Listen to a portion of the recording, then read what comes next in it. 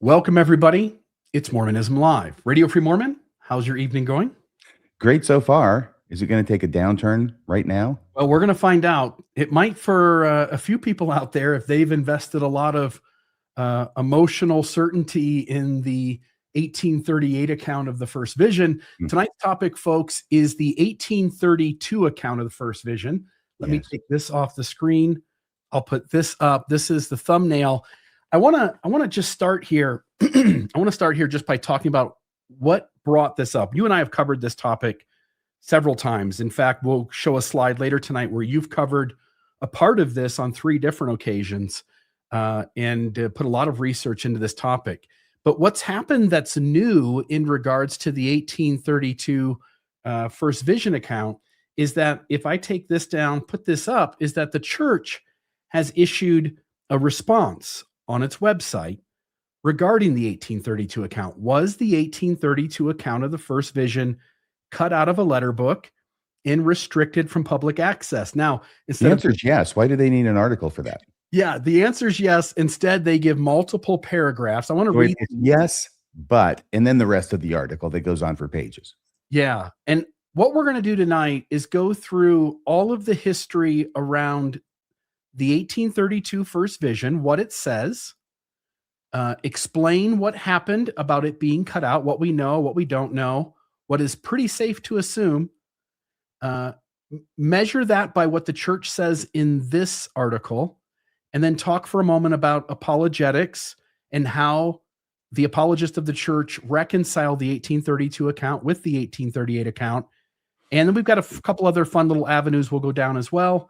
I thought I would start by reading this. During the mid-20th century, church historian Joseph Fielding Smith kept several valuable historical artifacts in a safe in his office. By the way, could you name those all, please?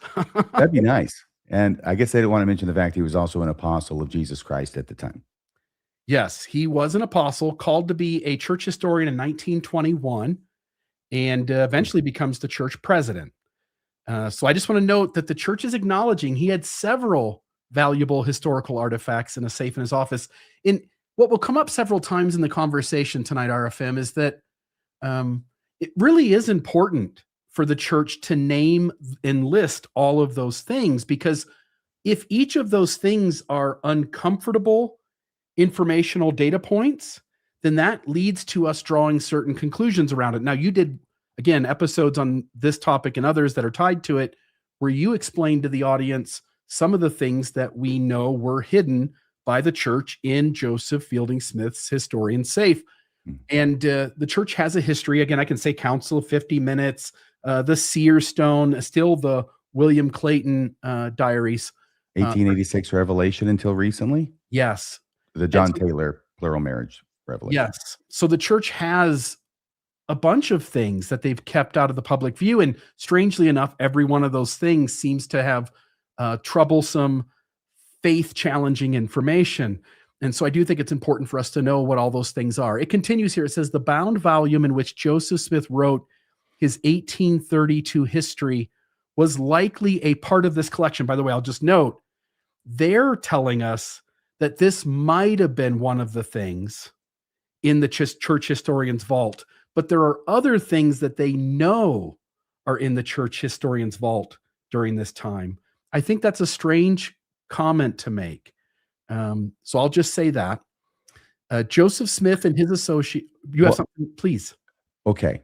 I think it was in the restricted area of the library. It's like at Hogwarts, where you have to sneak in the middle of the night and only gain access through spells, right?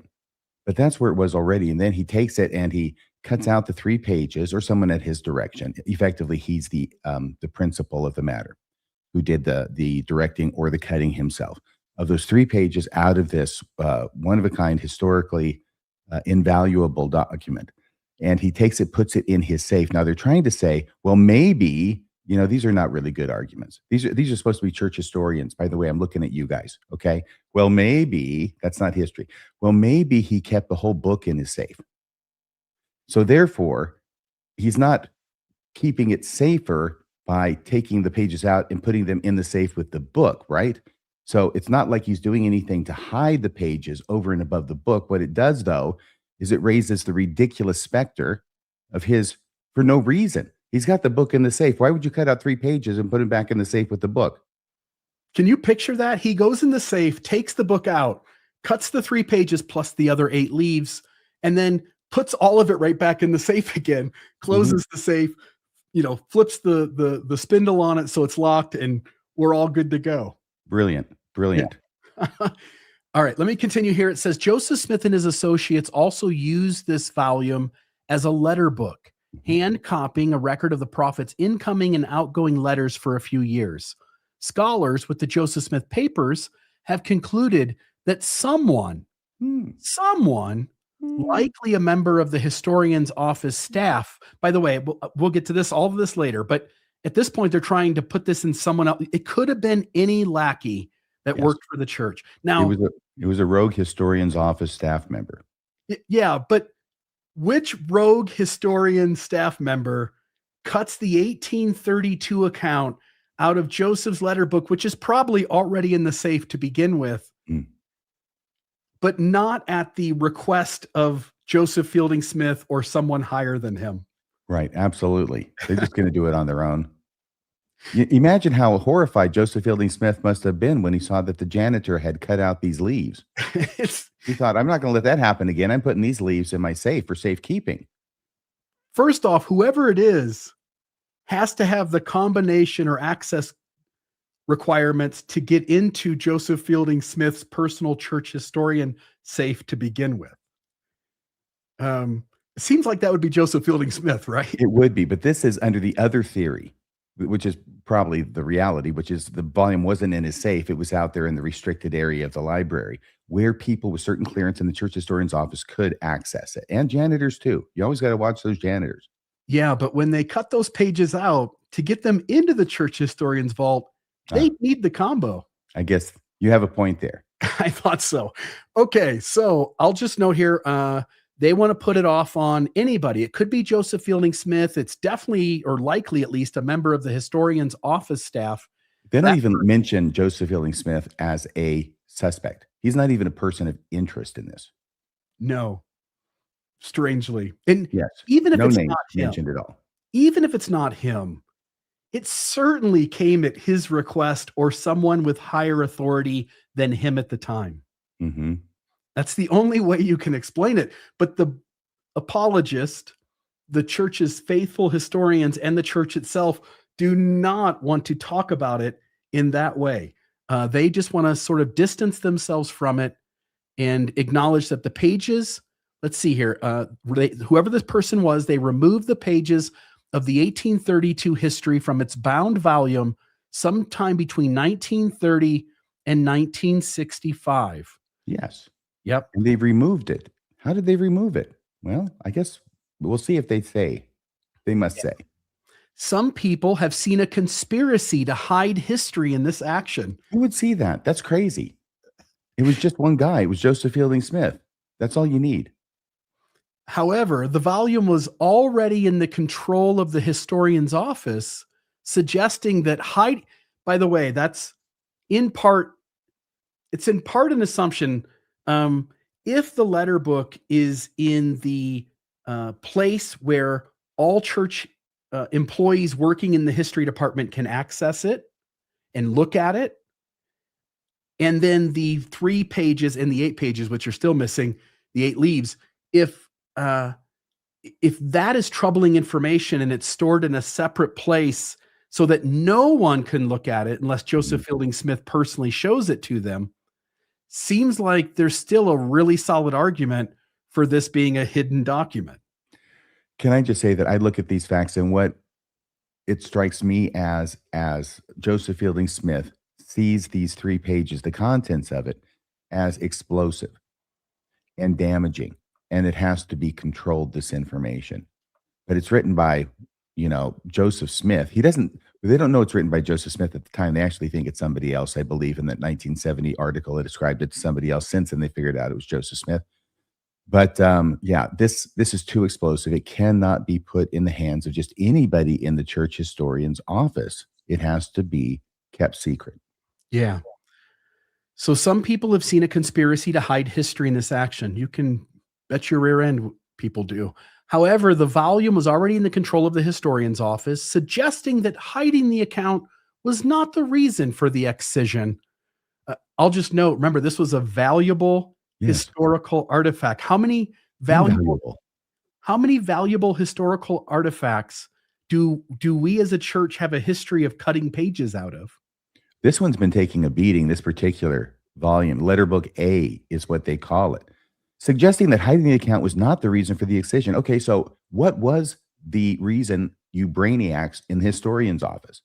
You cut it out of a book, you stick it in your safe. Oh, but they weren't trying to hide it?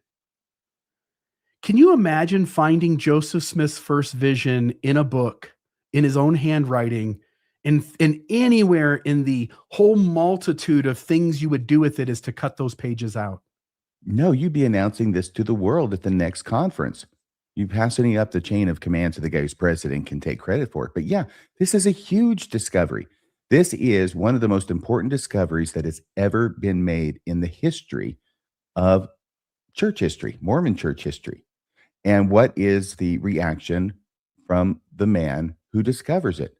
It's to hide it, to cut it out of the book it's in and hide it in his safe. Yeah, and we'll see why. One possible explanation for the removal is that at this time, the archival staff was working to organize the church's collections based on name and topic. Mm. Because the history was written in a letter book, archivist may have removed it to fit this organizational system. No, you cut it out and he put it into a safe where no one else could see it except for those limited people he showed it to. And by the way, please remember, if you have already heard it, and you'll hear it again tonight, the story behind this from the guy who was the president of the 70, Levi Edgar Young, and his conversation and meeting with Joseph Fielding Smith over this very thing, okay? Over this very 3 leaves, this 1832 First Vision account.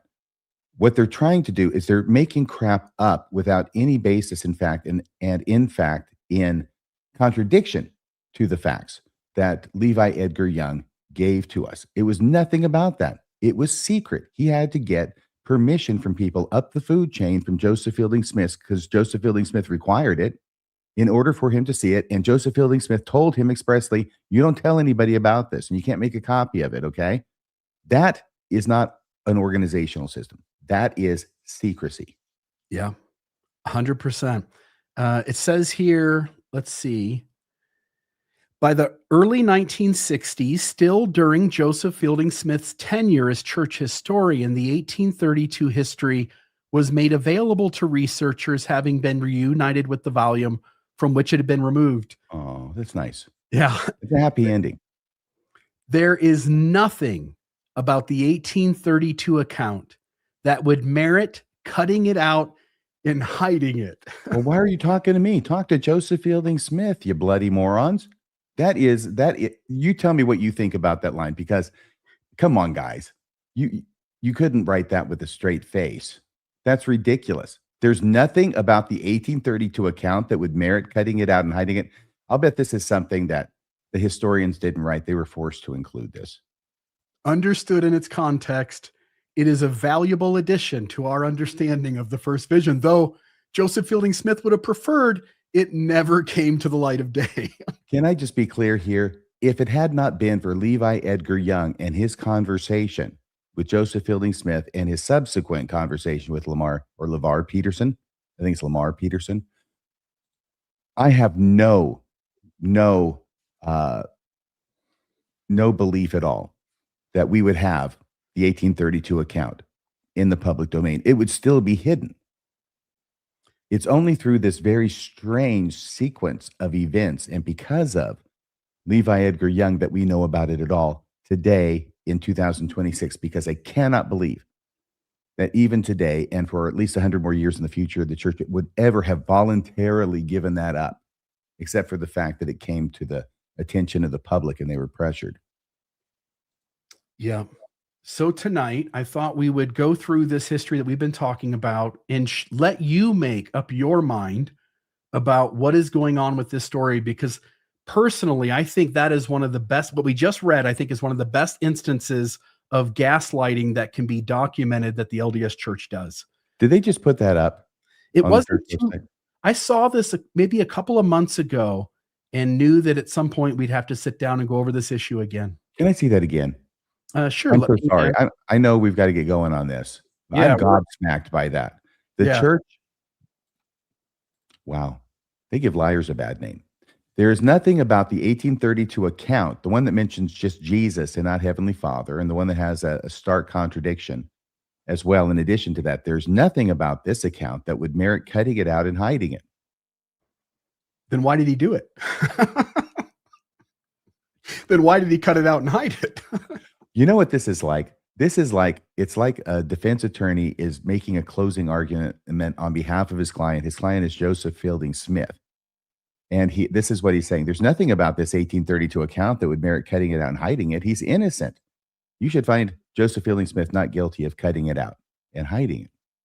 Well, except the jury's going, well, what's the prosecutor going to say when he gets up? Well, of course there was a reason. That's why he did it.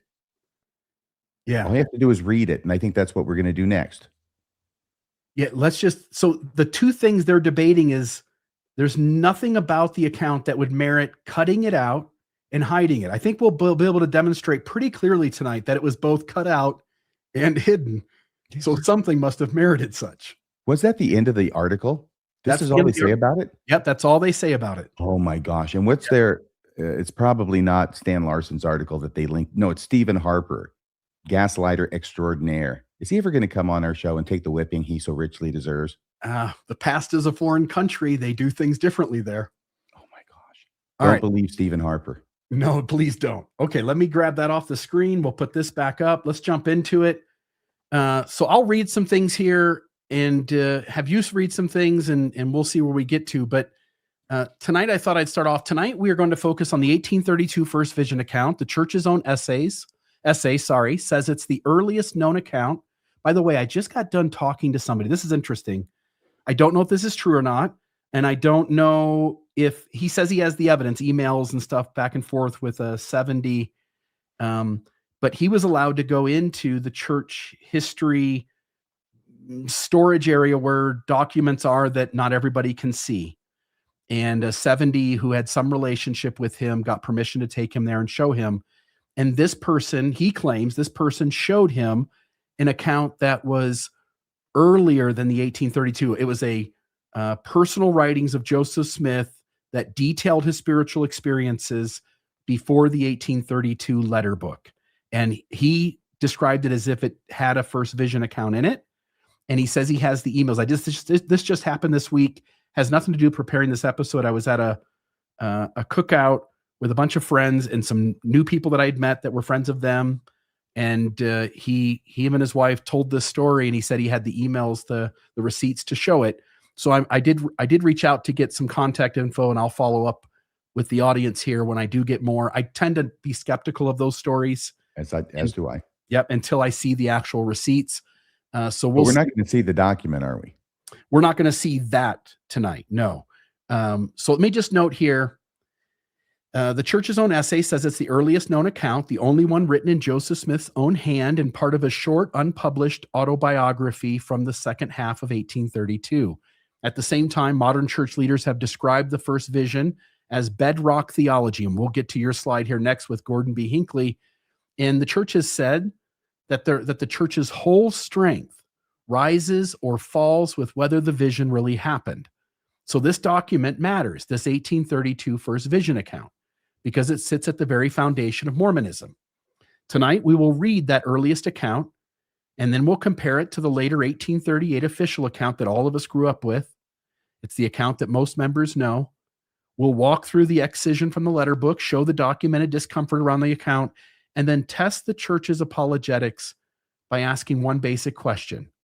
Which reading, the one that we're proposing, which is that it was excised and hidden because its information was troubling, is it that reading or their reading that takes fewer assumptions to investigate what is the most reasonable explanation for any and all contradictions that we find? And so with that, the only jury that would acquit Joseph Fielding Smith of that charge would be comprised entirely of Mormons.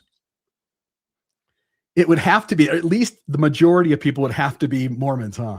It's so obvious. I mean, Yeah. come on. Yeah. And here is a clip of Gordon B. Hinckley, somewhat famous. It's about a minute long, where he stresses the importance of the first vision and its significance to Mormonism. We declare without equivocation that God the Father and his Son, the Lord Jesus Christ, appeared in person to the boy Joseph Smith. Our whole strength. Can you stop that for a second? It's so funny that Gordon B. Hinckley is saying we declare something strongly and without equivocation that this happened. I think we need to send this clip to Jacob Hansen, because he kept running away from those questions in his debate with Ali Beth Stuckey. Yeah. Prophets of old, and by old, I just mean you just go back a couple of them. Prophets of old were pretty adamant before the internet and I know Hinckley was at the very beginning of the internet, but he had no clue how much people were going to be able to find in short order. But they were a lot more certain and a lot more sure in how they stated it to everybody too. So, okay, here's the rest of that. I'll back it up just a little bit. Yes, without equivocation, Jacob. Our whole strength appeared in person to the boy Joseph Smith. Our whole strength rests on the validity of that vision. It either occurred or it did not occur. If it did not, then this work is a fraud. If it did, then it is the most important and wonderful work under the heavens. That they came, both of them, that Joseph saw them in their resplendent glory, that they spoke to him, and that he heard and recorded their words. Of these remarkable things we testify. And there it is. So according to President Hinckley, the first vision was extremely important, essential to the foundation of the church. If it did not happen, the entire church is a fraud. It's built upon a fraud. There is no truth to it. And I think that he's right about that. And I think that's almost axiomatic. The thing is that he doesn't bring up the 1832 account for an analysis with the 1838 account. He's just going to go with the 1838 account because that's the one, that's the official account. It's the one that's in the Pearl of Great Price. It's the one that's canonized. It's scripture. So that's the one that we use. And just imagine being Joseph Fielding Smith and being quite a few decades into being comfortable with using the 1838 account of the first vision. And all of a sudden you're going through a crate of old stuff one day and you happen on letterbook A and you open it up and blow the dust off and you start reading and you wet yourself. Yeah. By the way, Joseph Fielding Smith keeping the 1832 first vision account separate. Somebody cut it out. They knew it existed. And to not put it into the public space where members of the church could read, think about, wrestle with, study, you did not want the general membership until rumor got out that you had it anyway. Mm-hmm. You did not want the general membership knowing about your founder's, his personal written account of his first vision. They were just reorganizing things. It's such a strange argument to make. Okay. I wonder how long they had to come up with that one. As bad as it is, how long they had to work that one out. Yeah. So the 1832 first vision account, I wonder if you wouldn't mind reading this account, Joseph Smith's own handwriting, sort of small writing, but I'm hoping that you can see that and read it. Okay. So this is 1832. This is Joseph Smith's an early attempt to write a history of the church. At about the age of 12 years, my mind became, he doesn't give a year in this, by the way. And he says, at about the age of 12 years, my mind became seriously impressed with regard to the all-important concerns for the welfare of my immortal soul, which led me to searching the scriptures, believing as I was taught that they contained the word of God, and thus applying myself to them. My intimate acquaintance with those of different denominations led me to marvel exceedingly, for I discovered that they did not adorn their profession by a holy walk and godly conversation, agreeable to what I found contained in that sacred depository. This was a grief to my soul. Thus, from the age of 12 years to 15, I pondered many things in my heart concerning the situation of the world, of mankind, the contentious, contentions and divisions, the wickedness and abominations, and the darkness which pervaded the minds of mankind. My mind became exceedingly distressed, for I became convicted of my sins, and by searching the scriptures, I found that mankind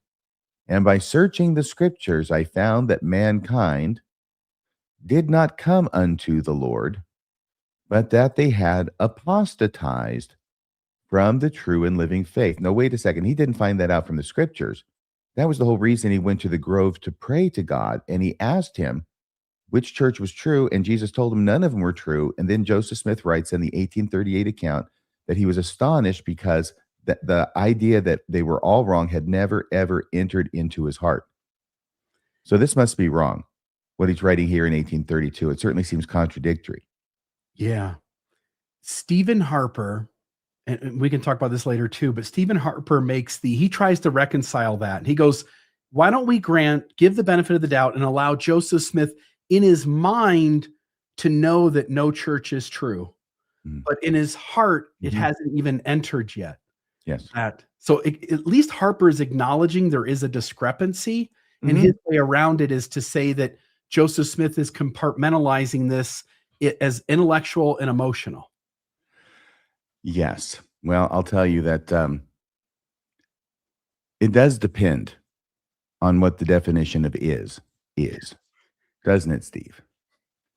All right. So, and this is the clear-cut contradiction in the stories.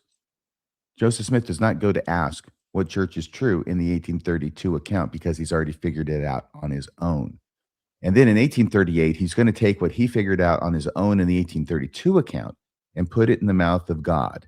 So Jesus will now be telling him what it is he already figured out in the 1832 account before he ever went to the grove. And there was no society or denomination that was built upon the gospel of Jesus Christ as recorded in the New Testament. That's what he found out from his own studies as well.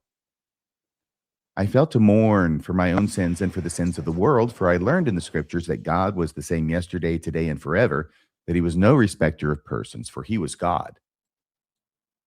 Oh, I'm so sorry. You can go back. I'll go back. Sometimes Bill and I hit that button at the same time.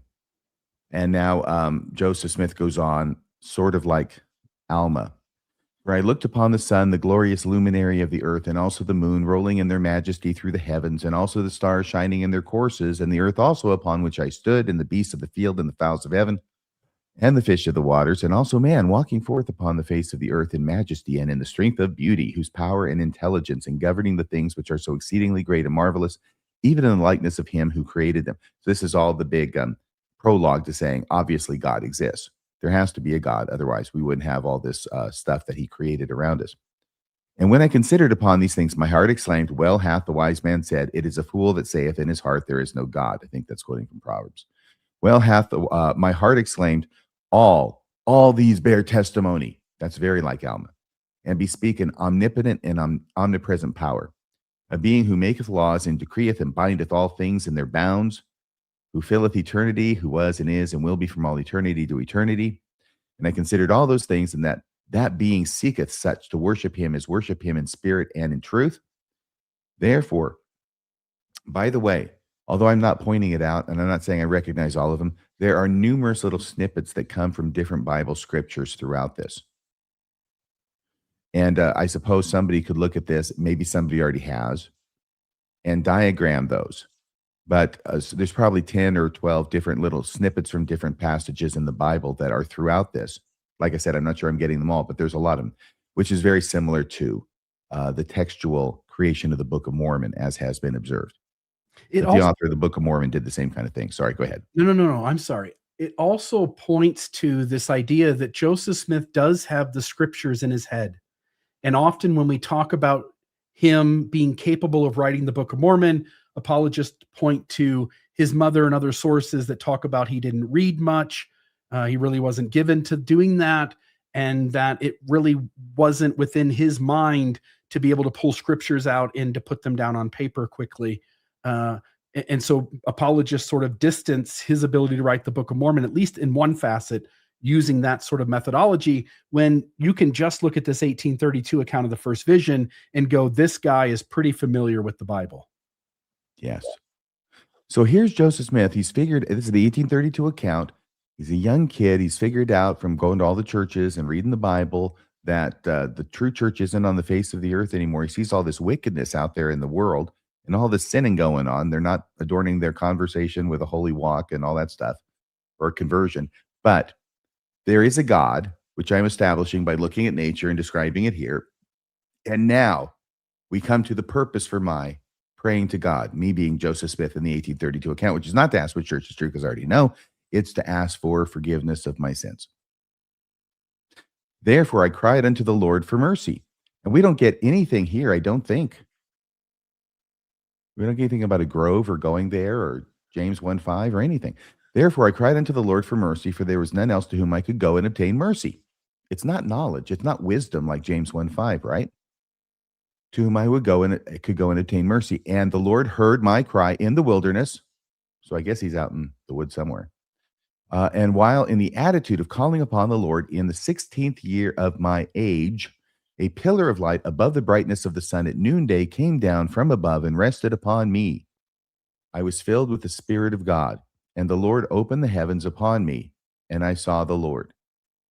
And so that is the section of the 1832 writing that describes the first vision. And there is one more bit to that. So this is the actual ending part of that. And he spake unto me, saying, Joseph, my son. No introduction. Of course, why would there be an introduction? There isn't another being there to introduce him. Well, so much for the apologists who say, oh yeah, God was standing right there, but Joseph didn't mention him because, it's just God. Okay, we're just going to mention Jesus. But that's why there would be no introduction. Joseph, this is my beloved son, hear him, 1838. And he spake unto me, saying, Joseph, my son, thy sins are forgiven thee. He gives him the answer. Your sins are forgiven. Go thy way, walk in my statutes, and keep my commandments. And then it goes on where the substance of this, the importance of this, I think, is that it specifically makes it clear that this is Jesus speaking, being represented as speaking in the 1832 account. Behold, I am the Lord of glory. I was crucified for the world. Pretty obvious hint there, right? Jesus is the being who appears in the 1832 account. There's no mention of another being with him or of God the Father. Yes. It should also be important to note that at this time, the original Book of Mormon, 1830 edition, looks different than it does today. Mhm. And it has a much more Trinitarian view. I guess it's modalism is the sort of the comment that you guys have made before, but it would have articulated the Godhead as being one being. Yeah, you wouldn't have two beings standing side by side in a modalistic framework. Jesus would be here. God is in front. There's one God. He's in front of Joseph, and God is appearing in the mode of Jesus or the Son at this time. So God the Father can't be somewhere else, I don't think. I mean, he's omnipresent. I don't want to tell God what he can and can't do, but I think the understanding is that if God the Father wants to be somewhere else, then Jesus has to go there and appear in that mode, or God has to go there and appear in that mode. Correct me if I've got any of that wrong, by the way. So he goes on, behold, the world lieth in sin at this time, and none doeth good, no, not one. They have turned aside from the gospel and keep not my commandments. Well, this is all the stuff that he already knew. They draw near to me with their lips while their hearts are far from me. That gets reused. And mine anger is kindling against the inhabitants of the earth to visit them according to their ungodliness and to bring to pass that which hath been spoken by the mouth of the prophets and apostles. Behold, and lo, I come quickly, as it is written of me in the cloud, clothed in the glory of my Father, period, end of quote. This is Jesus saying, I'm coming back real soon. So get ready, and your sins are forgiven. So you're good to go. And thanks for asking. Then Joseph concludes, my soul was filled with love, and for many days I could rejoice with great joy. The Lord was with me, but I could find none that would believe the heavenly vision. Nevertheless, I pondered these things in my heart. And that's the end. Yeah. So major differences, we've already noted them, but I'll just say in the 1832 account, Joseph Smith describes years of personal anguish from the age of about 12 to 15. He says that he wrestled with sin, apostasy, and the condition of the world. He says he mourned for his own sins and for the sins of the world, concluded that mankind had apostatized from the true and living faith, and found that no denomination was built on the gospel as recorded in the New Testament. Then he says, in his 16th year of age, he cried to the Lord for mercy.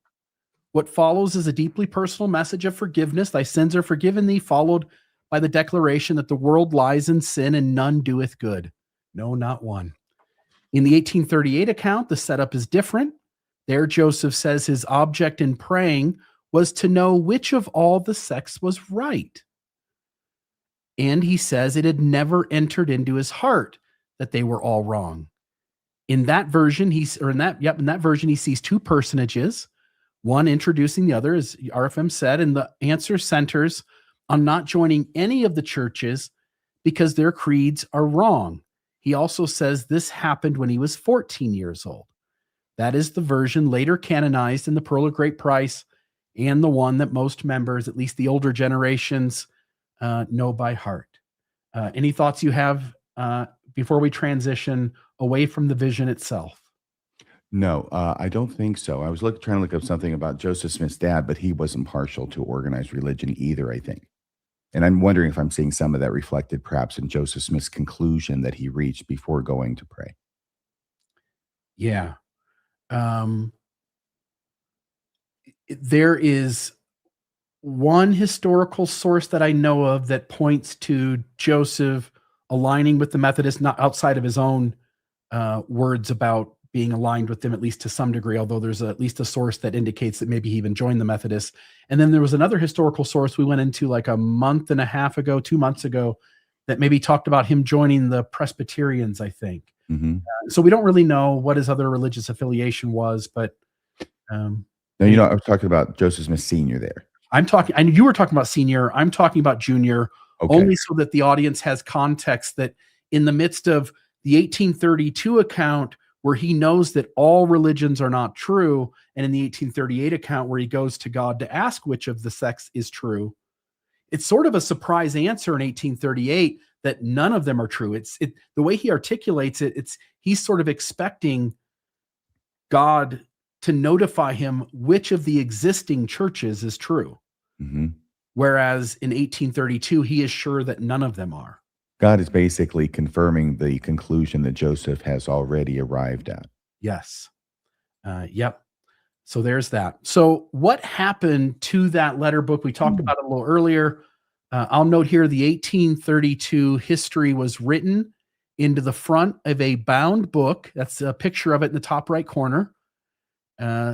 Later used as a letter book. Church editors describe that history as the only narrative of Joseph Smith's foundational early experiences that include his own handwriting. The book was not junk paper.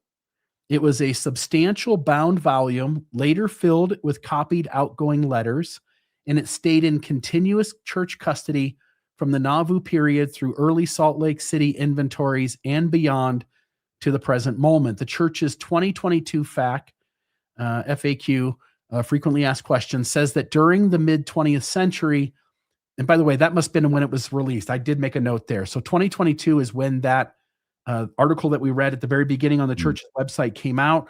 I had only seen it a few months ago, though, but somewhere along the way researching this, there was a note about it being 2022. So Joseph Fielding Smith kept several valuable historical artifacts in a safe in his office, and that bound volume containing the 1832 history was likely part of that collection. Again, we read that earlier. The same frequently asked questions says scholars concluded that someone, likely a member of the historian's office staff, removed the pages sometime between 1930 and 1965, and that person, I'll say, was almost certainly Joseph Fielding Smith. And we've already read the piece on the right. That's just the clipping that notes that this is the church acknowledging that it was a valuable historical artifact.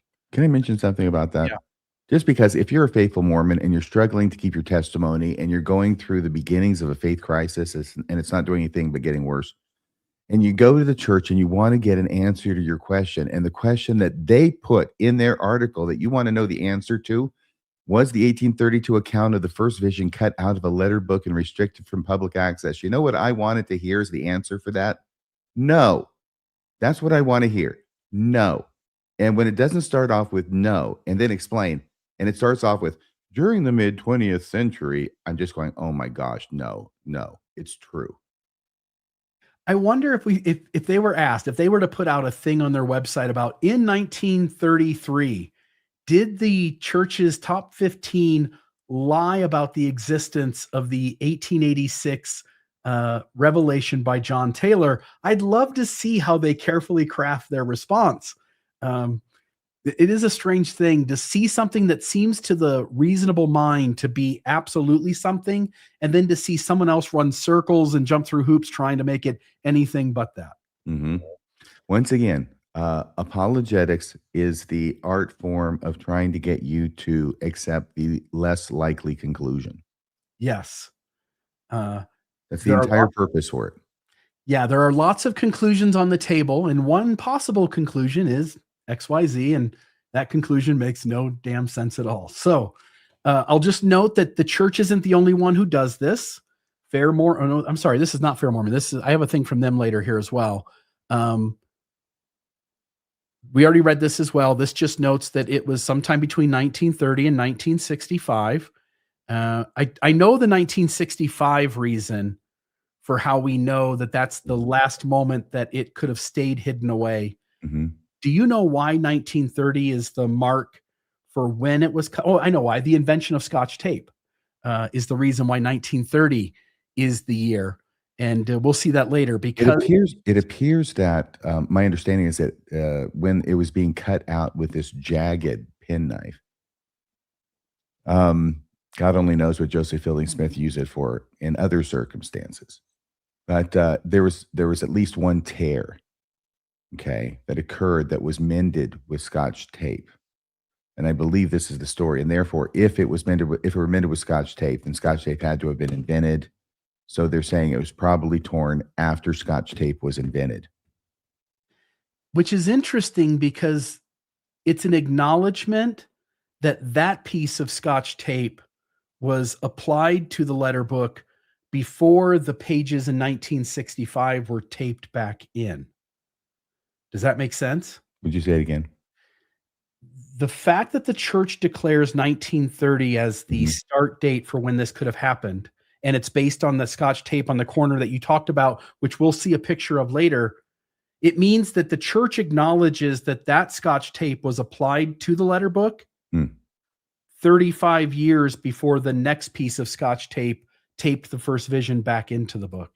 And it may be something more conclusive than that. I do want to note for Stan Larson's benefit that the church historian's office, does not dispute even one fact from his paper. No. They The only place where they're trying to wiggle is in the interpretation of the facts. Yeah. Yeah.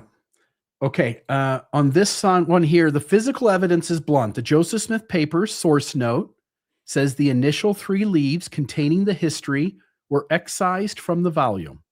It also says that 8 inscribed leaves at the back may have been cut out at the same time. They definitely were cut out. They may have been cut out at the same time. Seems like they were cut out with the same instrument. Um, so those 8 inscribed leaves, which would be 16 pages. So a leaf is front and back, so it's 2 pages. 8 leaves, 16 pages. They were cut out.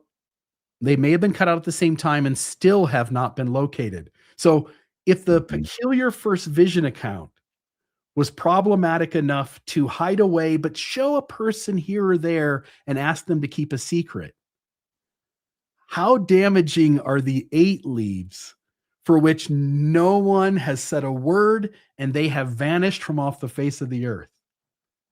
Yeah, yeah. Well, there's no reason that that would happen. Just because they were cut out and have vanished from the face of the earth doesn't mean that there was any kind of conspiracy to hide them, Yeah. right? Yeah, you cut again, same instrument. You cut 16 pages out of a valuable historical artifact, and there were pages you didn't want anybody to see because we never saw them. Mhm. Can I just describe this to the audience for a second? Because a visual helps. I've got one of these, what are they called? Essay books or whatever. and I put down notes and things in it. You probably seen them at the store. I get them because they're cheap, and so am I. And so you've got all these lines right throughout. And here's a good representation. I haven't written back here. But here's the front of the book, which you know because it has that on the top. But if this book were turned upside down and backward, which I just did, okay, this is the front, right? That's the front. If I turn it around, now it's got another front. It's actually the back upside down. It's actually the back upside down. You could do this with any book, but it's really obvious with just a lined blank book that you could go either way. It doesn't make any difference which side you choose to be the front. All right. It's up to you. So then you go through like this. Now, what had happened is that the first 3 pages were what we'll call the front. The first 3 pages were taken out, the 3 leaves, right, by Joseph Fielding Smith. But if you flip it over, which they had done to use it because you get more use out of these things that way. I mean, they made it into a letter book as well. Flip it over, and then there's more writing this way, right? I feel like I'm doing a magic trick. It's these pages, 8 of them, 8 of them, 16 front and back, that are excised on this side. And they had used it. They had flipped it over to use it for what we don't know. But we do know that there was writing on those pages because the little stubs here that were not cut out but remain show writing on the lines, the beginning of sentences. And what those sentences said, we don't know because somebody cut them out. Yeah, sort of like that Joseph Knight, the first, at least the first page of his journal is got a, is removed. I'll just note too, it is, it is art. You could argue that somebody needed some blank paper, but as you point out, that doesn't work. There's writing on those 8 leaves. It also seems to be cut with the same instrument.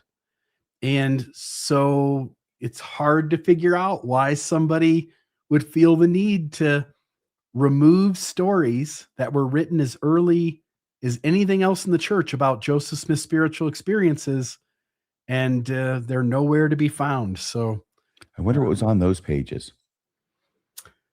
Yeah.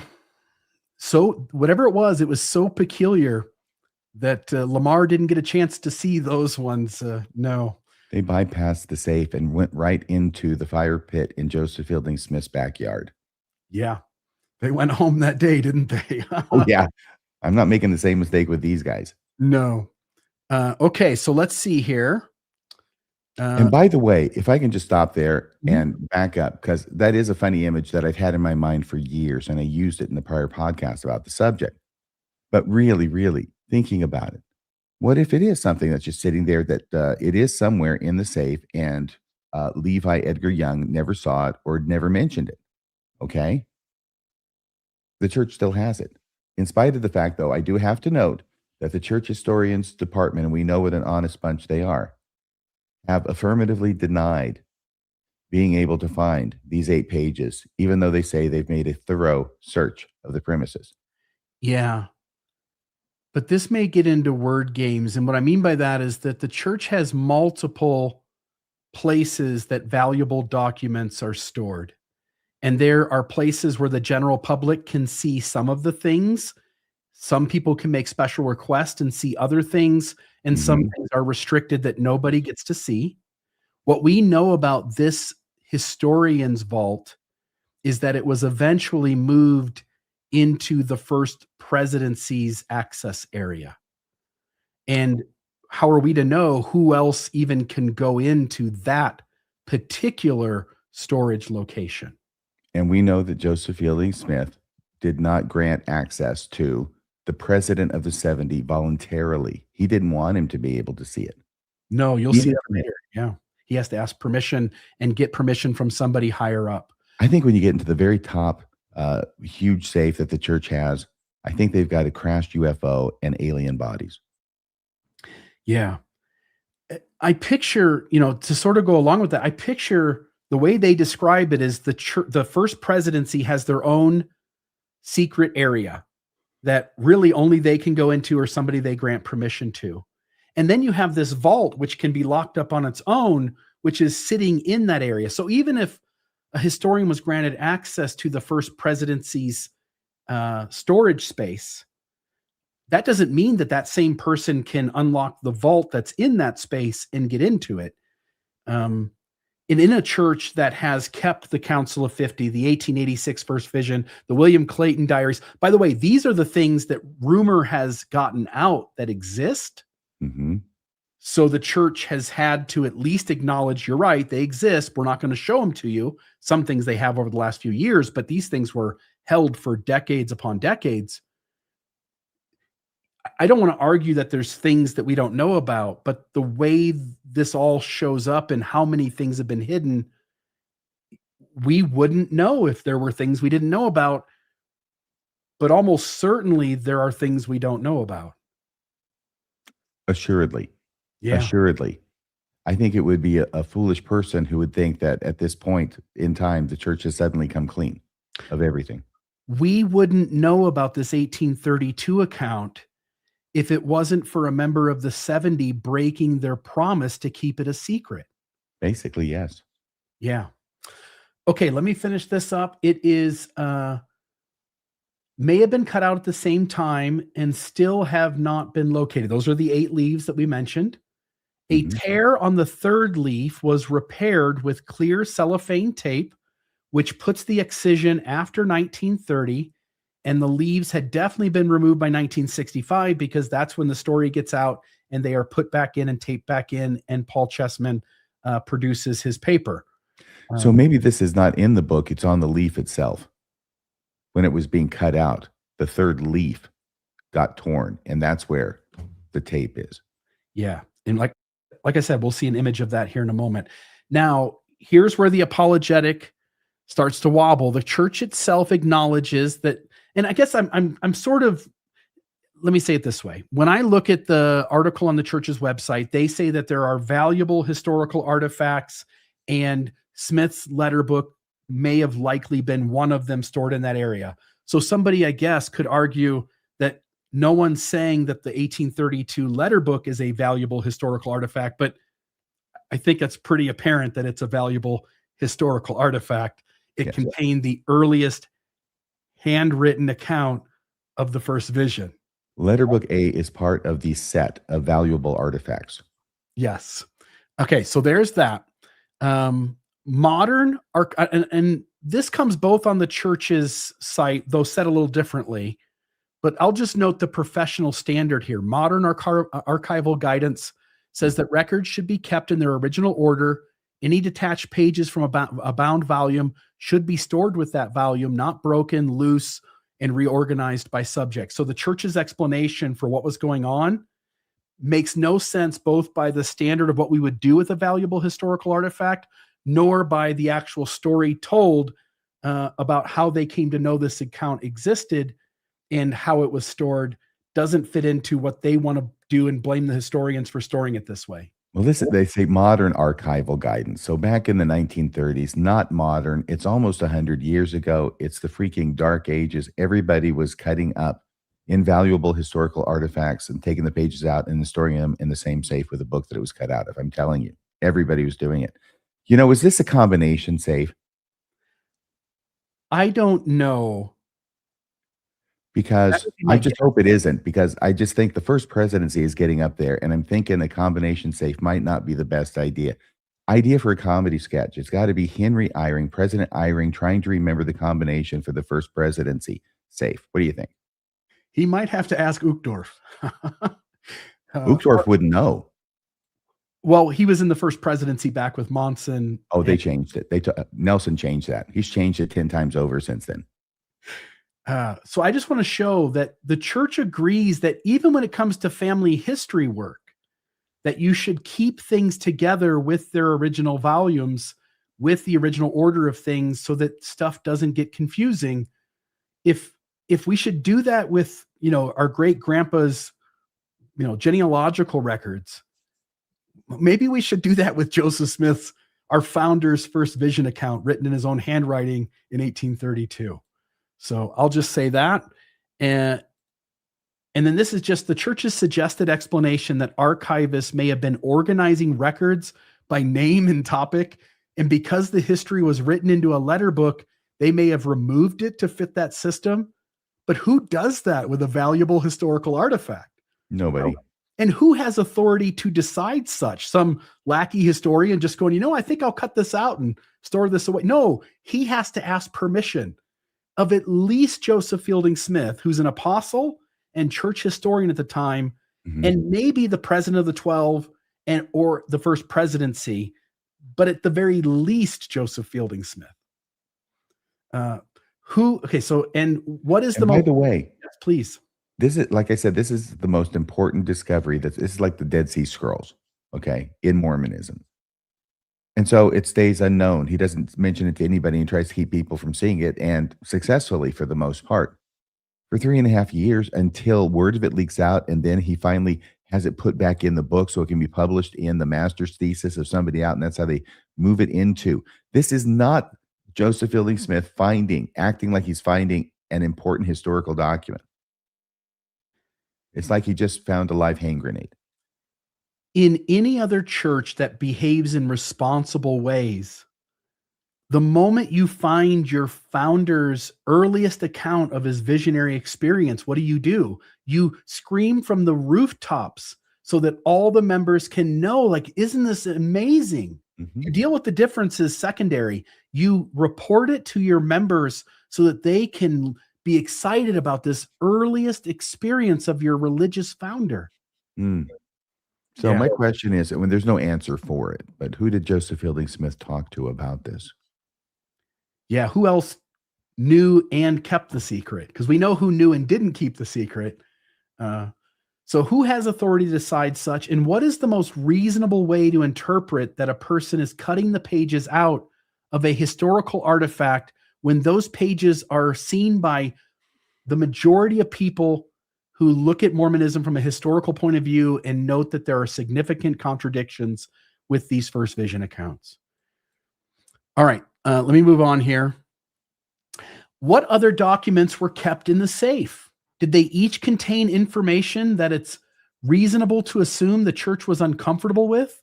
How many other valuable historical artifacts have had pages removed for organizational reasons?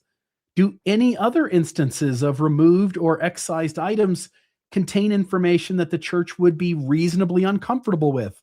Does the church have a history of defacing and damaging valuable historical artifacts outside of uncomfortable, problematic history? Oh, outside of it? No, and that's a great question too, because obviously they can't point to this and say, yeah, we do this all the time. This is just one example. It just looks bad because of the contents, but we do it all the time in innocuous looking circumstances. No, they only do it to hide the bad shit. Yes. If removing pages from a rare and unique Joseph Smith artifact were innocent, it would either have many other occasions with innocuous information excised from other valuable historical artifacts, or it would be an odd and isolated act, hiding things, I mean. Instead, the pattern of similar alterations or excisions or keeping other problematic historical items and documents out of the public eye are numerous. I suppose that an apologist could say, well, the 8 pages, since they haven't turned up, we don't know what's in them. That could have been an innocent example. Yeah, but I have enough other examples that aren't innocent to see a pattern and to safely make the assumption about what those 8 pages may not know what they are, but I know they're probably problematic. Yeah. Yeah. Can I say for certain? No. Can I say the most reasonable interpretation is that there was something on them that was problematic based on the church's history of hiding problematic information? Yes, I can say that. Can I just put this out here? I know it's a crazy idea, but here it goes. When people hide things, it's usually because they don't want you to see them. Yes. Yep. Okay, so instead, the pattern of similar alterations or excisions or keeping other problematic historical items and documents out of the public eye are numerous. Hence, the most reasonable perspective suggests something more deliberate, as valuable records and artifacts tend to be preserved, not cut apart, unless an institution or person is either A, careless, and these were cut out carefully with a penknife. Mm. Is careless or afraid the information of such contains, afraid the information such contains feels problematic. Also, when such things are discovered, they are displayed and made visible to the public. Uh, that's what we do when we find Joseph Smith's earliest account of his first vision. We should display it for everybody to see. Instead, we don't know when it was cut out. We know when it got put back in, and only got put back in after rumors of it being out surfaced. Okay, Bill, compare this with what the church did when they bought from or was donated from Mark Hoffman, what they believed to have been the original Antone manuscript or transcript, the Antone transcript, right? Mm. Do you remember what they did? Do you know the picture that everybody knows with everybody and Spencer Kimball and Boyd K. Packer and Gordon B. Hinckley stand and, the whole first president, he's standing there and here's Mark Hoffman with him looking at this document and pointing it out. That's because they are publicizing and putting it in the paper that they have just found this very, very important early document of Joseph Smith from church history. That's what they do when it's not damning. Yeah. When it's faith promoting, it gets put out immediately. When it's not, they take their time, try to keep people from being aware, and only come up with carefully worded mental gymnastic answers to reconcile it once the rumors get out. I can't wait for those William Clayton diaries. Those were going to come out any minute ago, about a decade ago. It is so close. The question is whether Jesus is going to get here before or after the Clayton diaries are released. By the way, it seems quite apparent to me that whatever is in those Clayton diaries is so problematic that there are voices inside that want to talk about we're going to release it, and there are other voices inside that say that thing is never going to get released.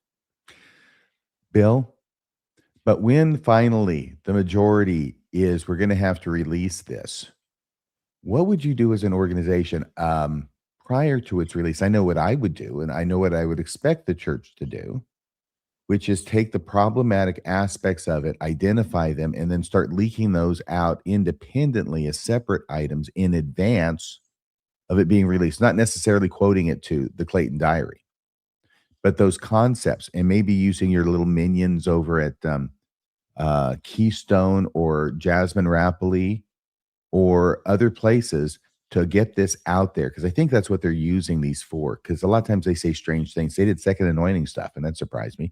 And there's Jasmine talking about the Holy of Holies. So I think that they do their trial balloons through there so that by the time they release the whole thing, everybody reads it and goes, meh, well, there's not really anything new in here. There's been discussion, I think, about this particular thing, the William Clayton diaries, that certain parts will need to be redacted. But it seems apparent to me that the troubling parts are so substantial, take up large amounts of words, that they can't exactly figure out how to, in a way, redact it and convince people that the redactions were necessary. Can I just say that at this point in time, 2026, which is approaching 200 years since those journals were written, you would have to come up with a very, very, very good reason for redacting one word of those journals. Everybody's dead. Everybody's gone. You don't have to protect someone. You just tell the truth. William Clayton is Joseph Smith's secretary, scribe. He's writing down the history as he's told to write it down. He's writing down the day-to-day events as he's told to write them down. Just share the diaries. And you wait, folks. Someday they will come out. And when they do, you watch. There will be deeply problematic things in them that are damaging to the faith of the Latter-day Saints, and the apologists will rush in and come up with some mental gymnastic reconciliation for why it says what it says. Well, at this point, how much is it going to say more than Joseph Smith was marrying all these women? And don't we already know that? Yeah. Maybe we get more information about how Joseph was harsh with Emma. maybe we get how he was manipulating 14, 15, and 16-year-old girls. But as And you we already know that. yeah, It's kind of like, but I don't want to get political. I don't know if UFOs are political. I already mentioned a crashed UFO in one of the history safes, the big history safes the church has.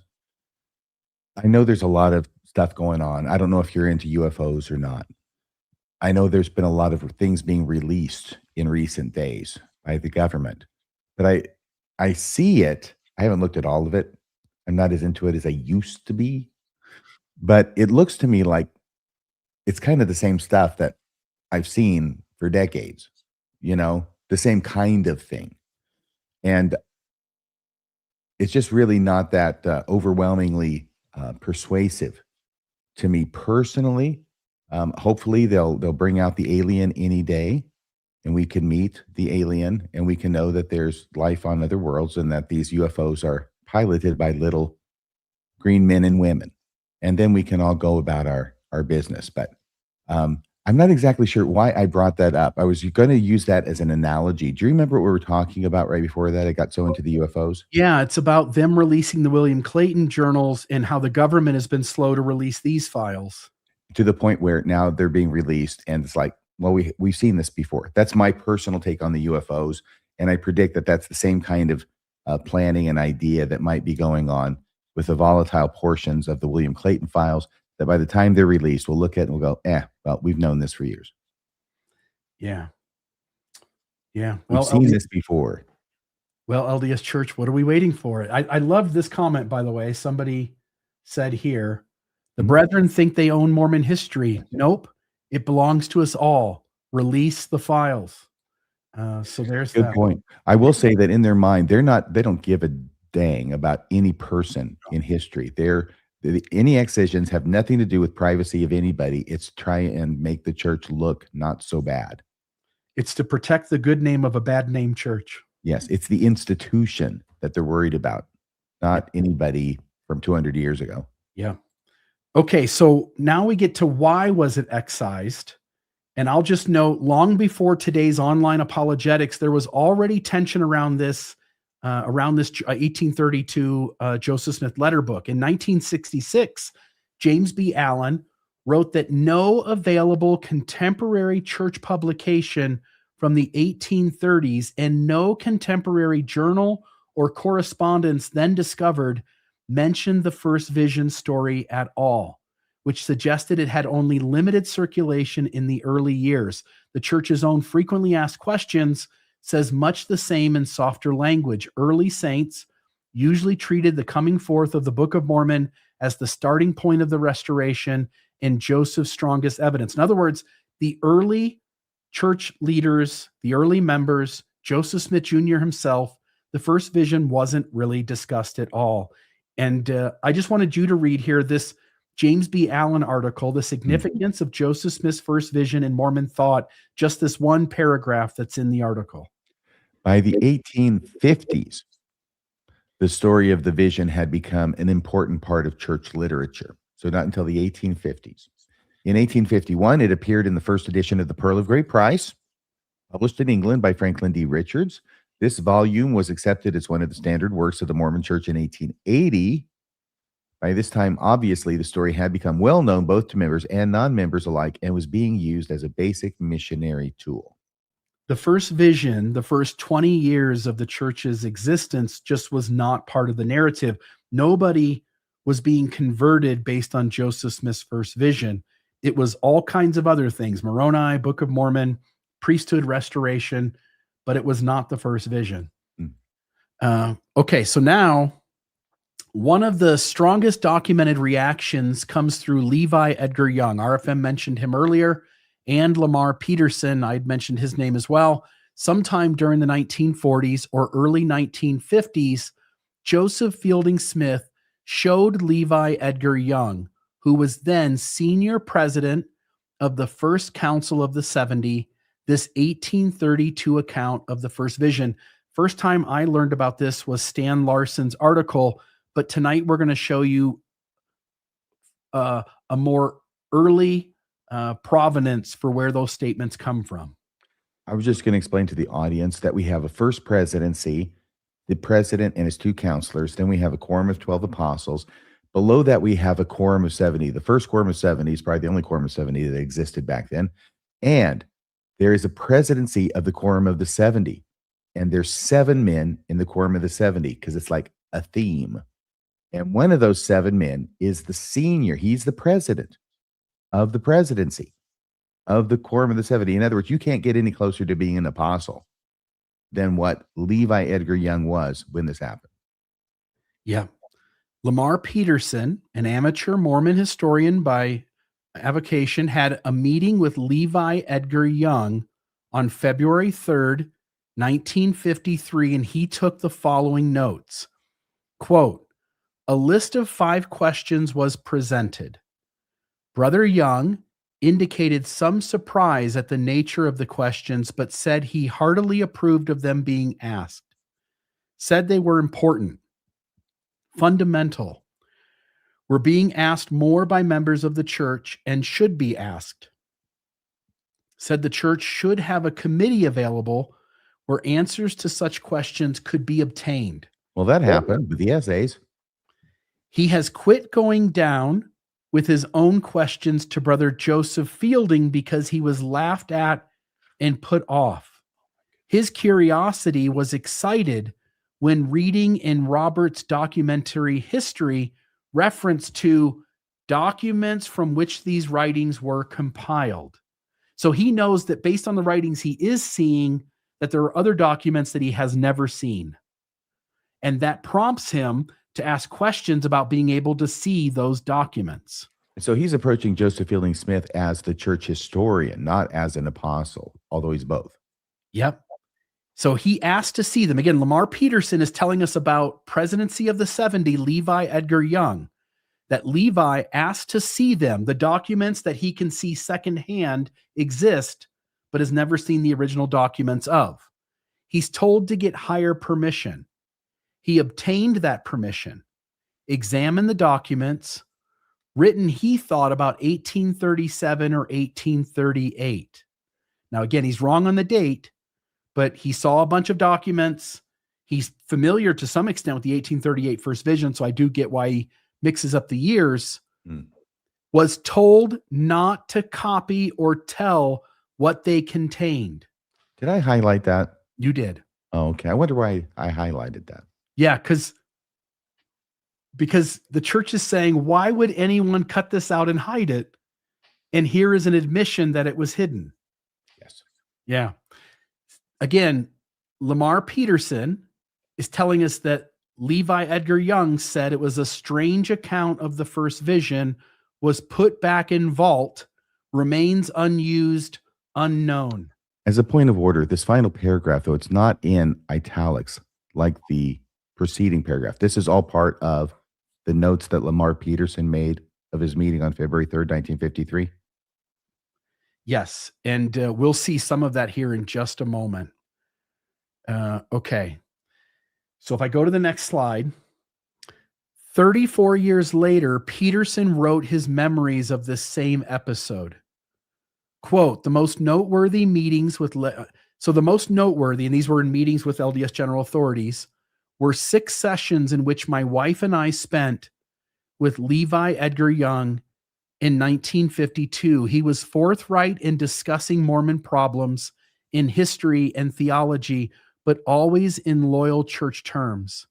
He told us that he had been defended before the first presidency by his buffers, that people who are against him, apostles Joseph F. Merle, Charles A. Callis, and John A. Widstow. Bill?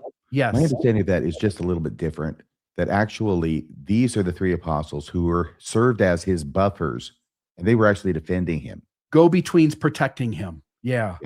Okay. And that makes more sense. As I started to read the names, I recognized John A. Widstow and Joseph Merrill as people who were more open about just being honest about the history. Charles A. Callis. I didn't know that Charlie Callis was an apostle. I didn't either. That's the first time I've seen that name. What do you know?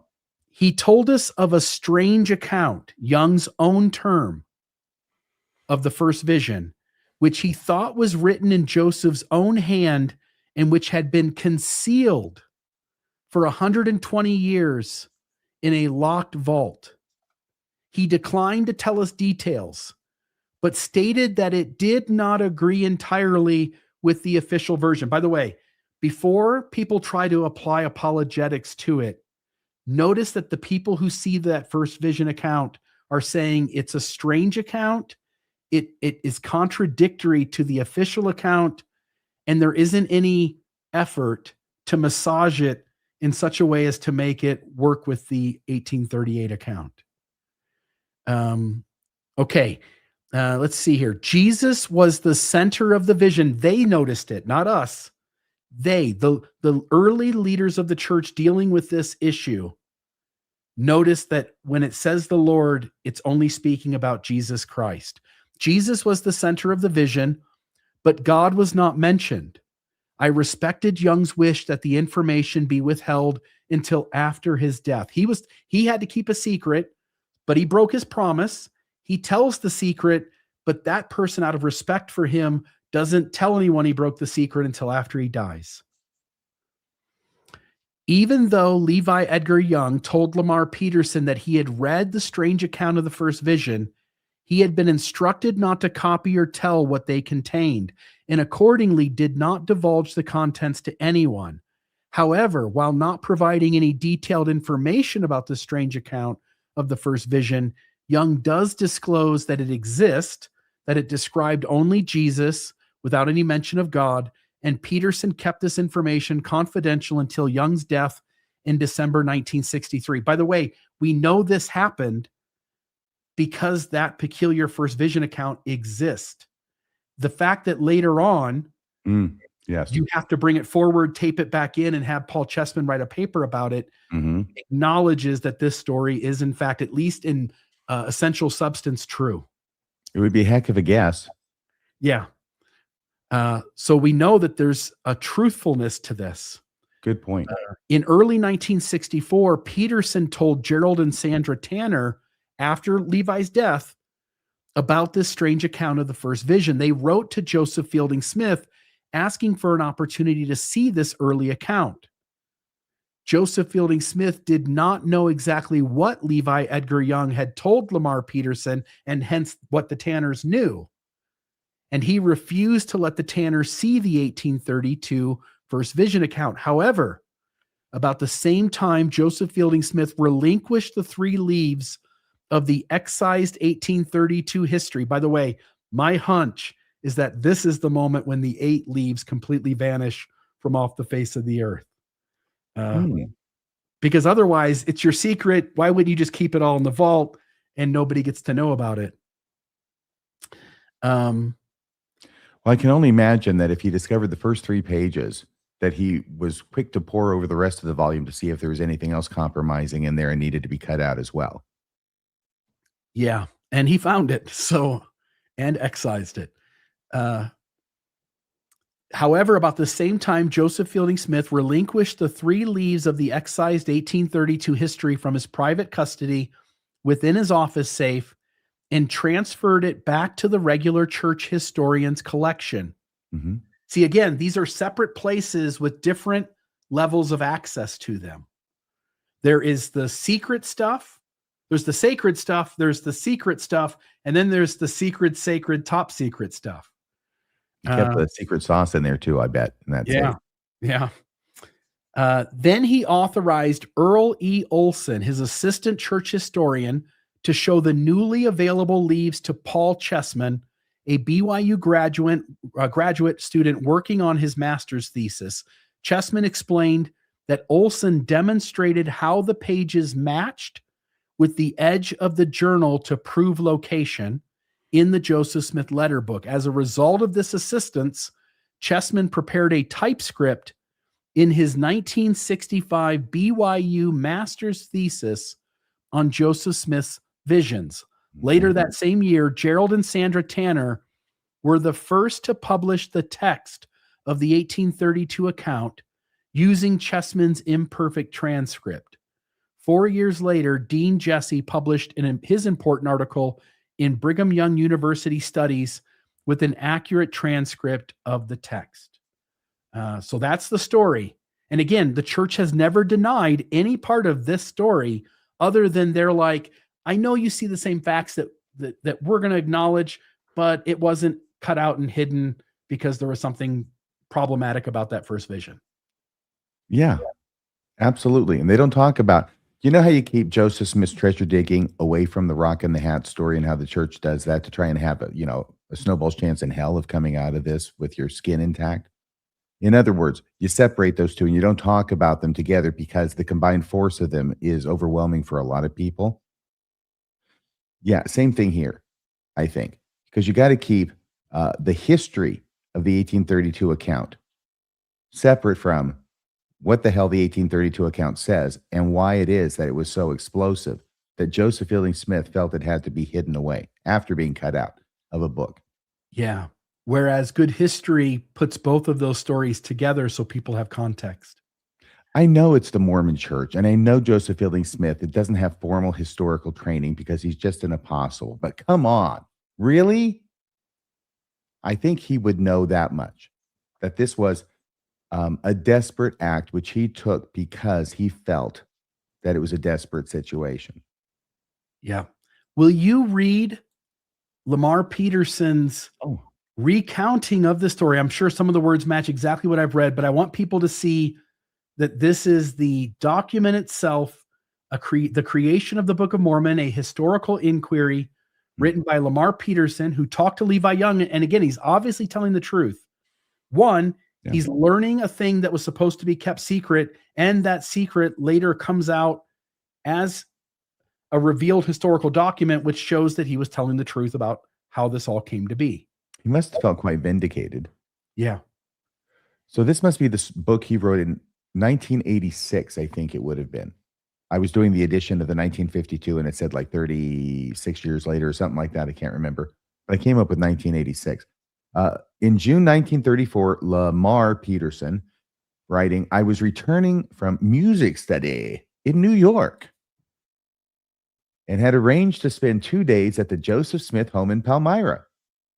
A quarterly conference was being held with Willard Bean and his family in charge. At the dinner table, Apostle George Albert Smith suggested that I be the privileged one to occupy the vision room.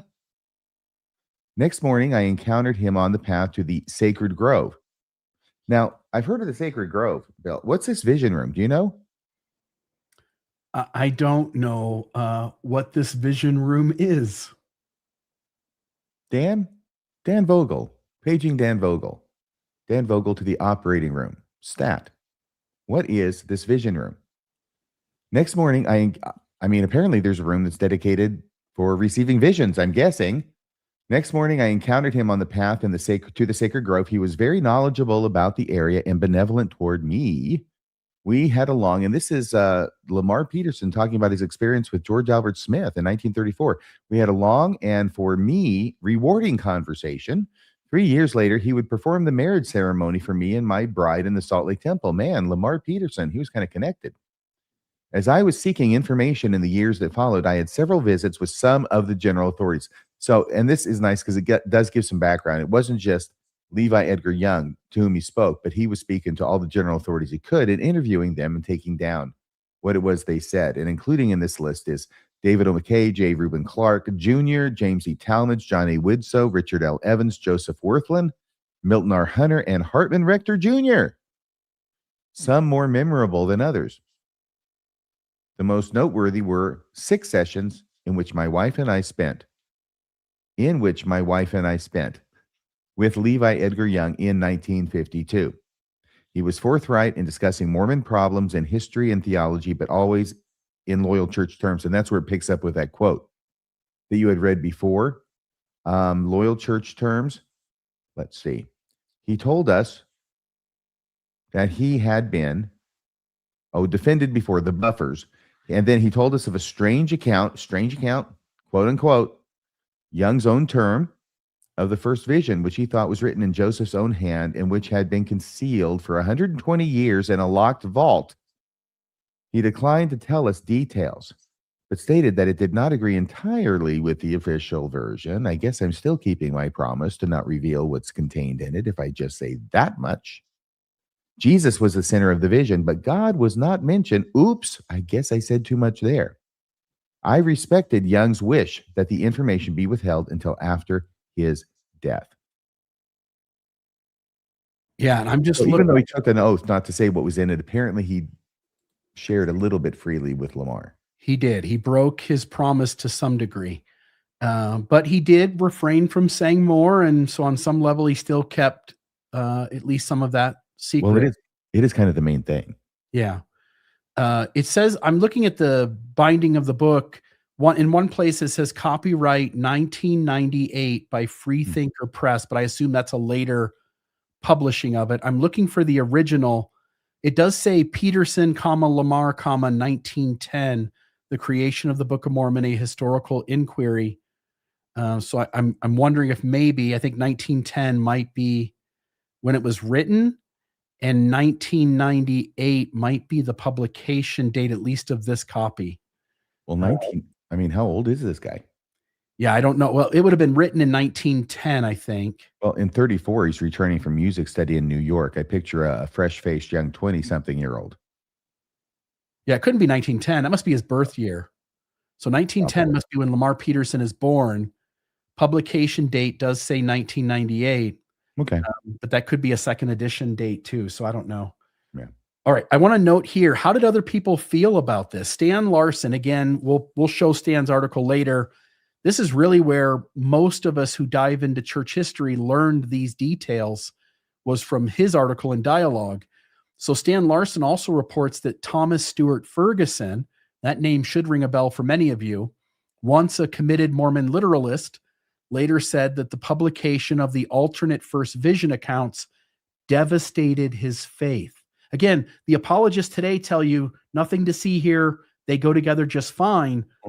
But early people who were prominent in Mormon apologetics, Mormon archaeology, Thomas Ferguson, Stuart Ferguson, who lost his faith in such a way that it's a dramatic story that we still tell to this day, points to the first vision. Again, he did archaeology and he never found anything, and he had sort of his heart broken over that.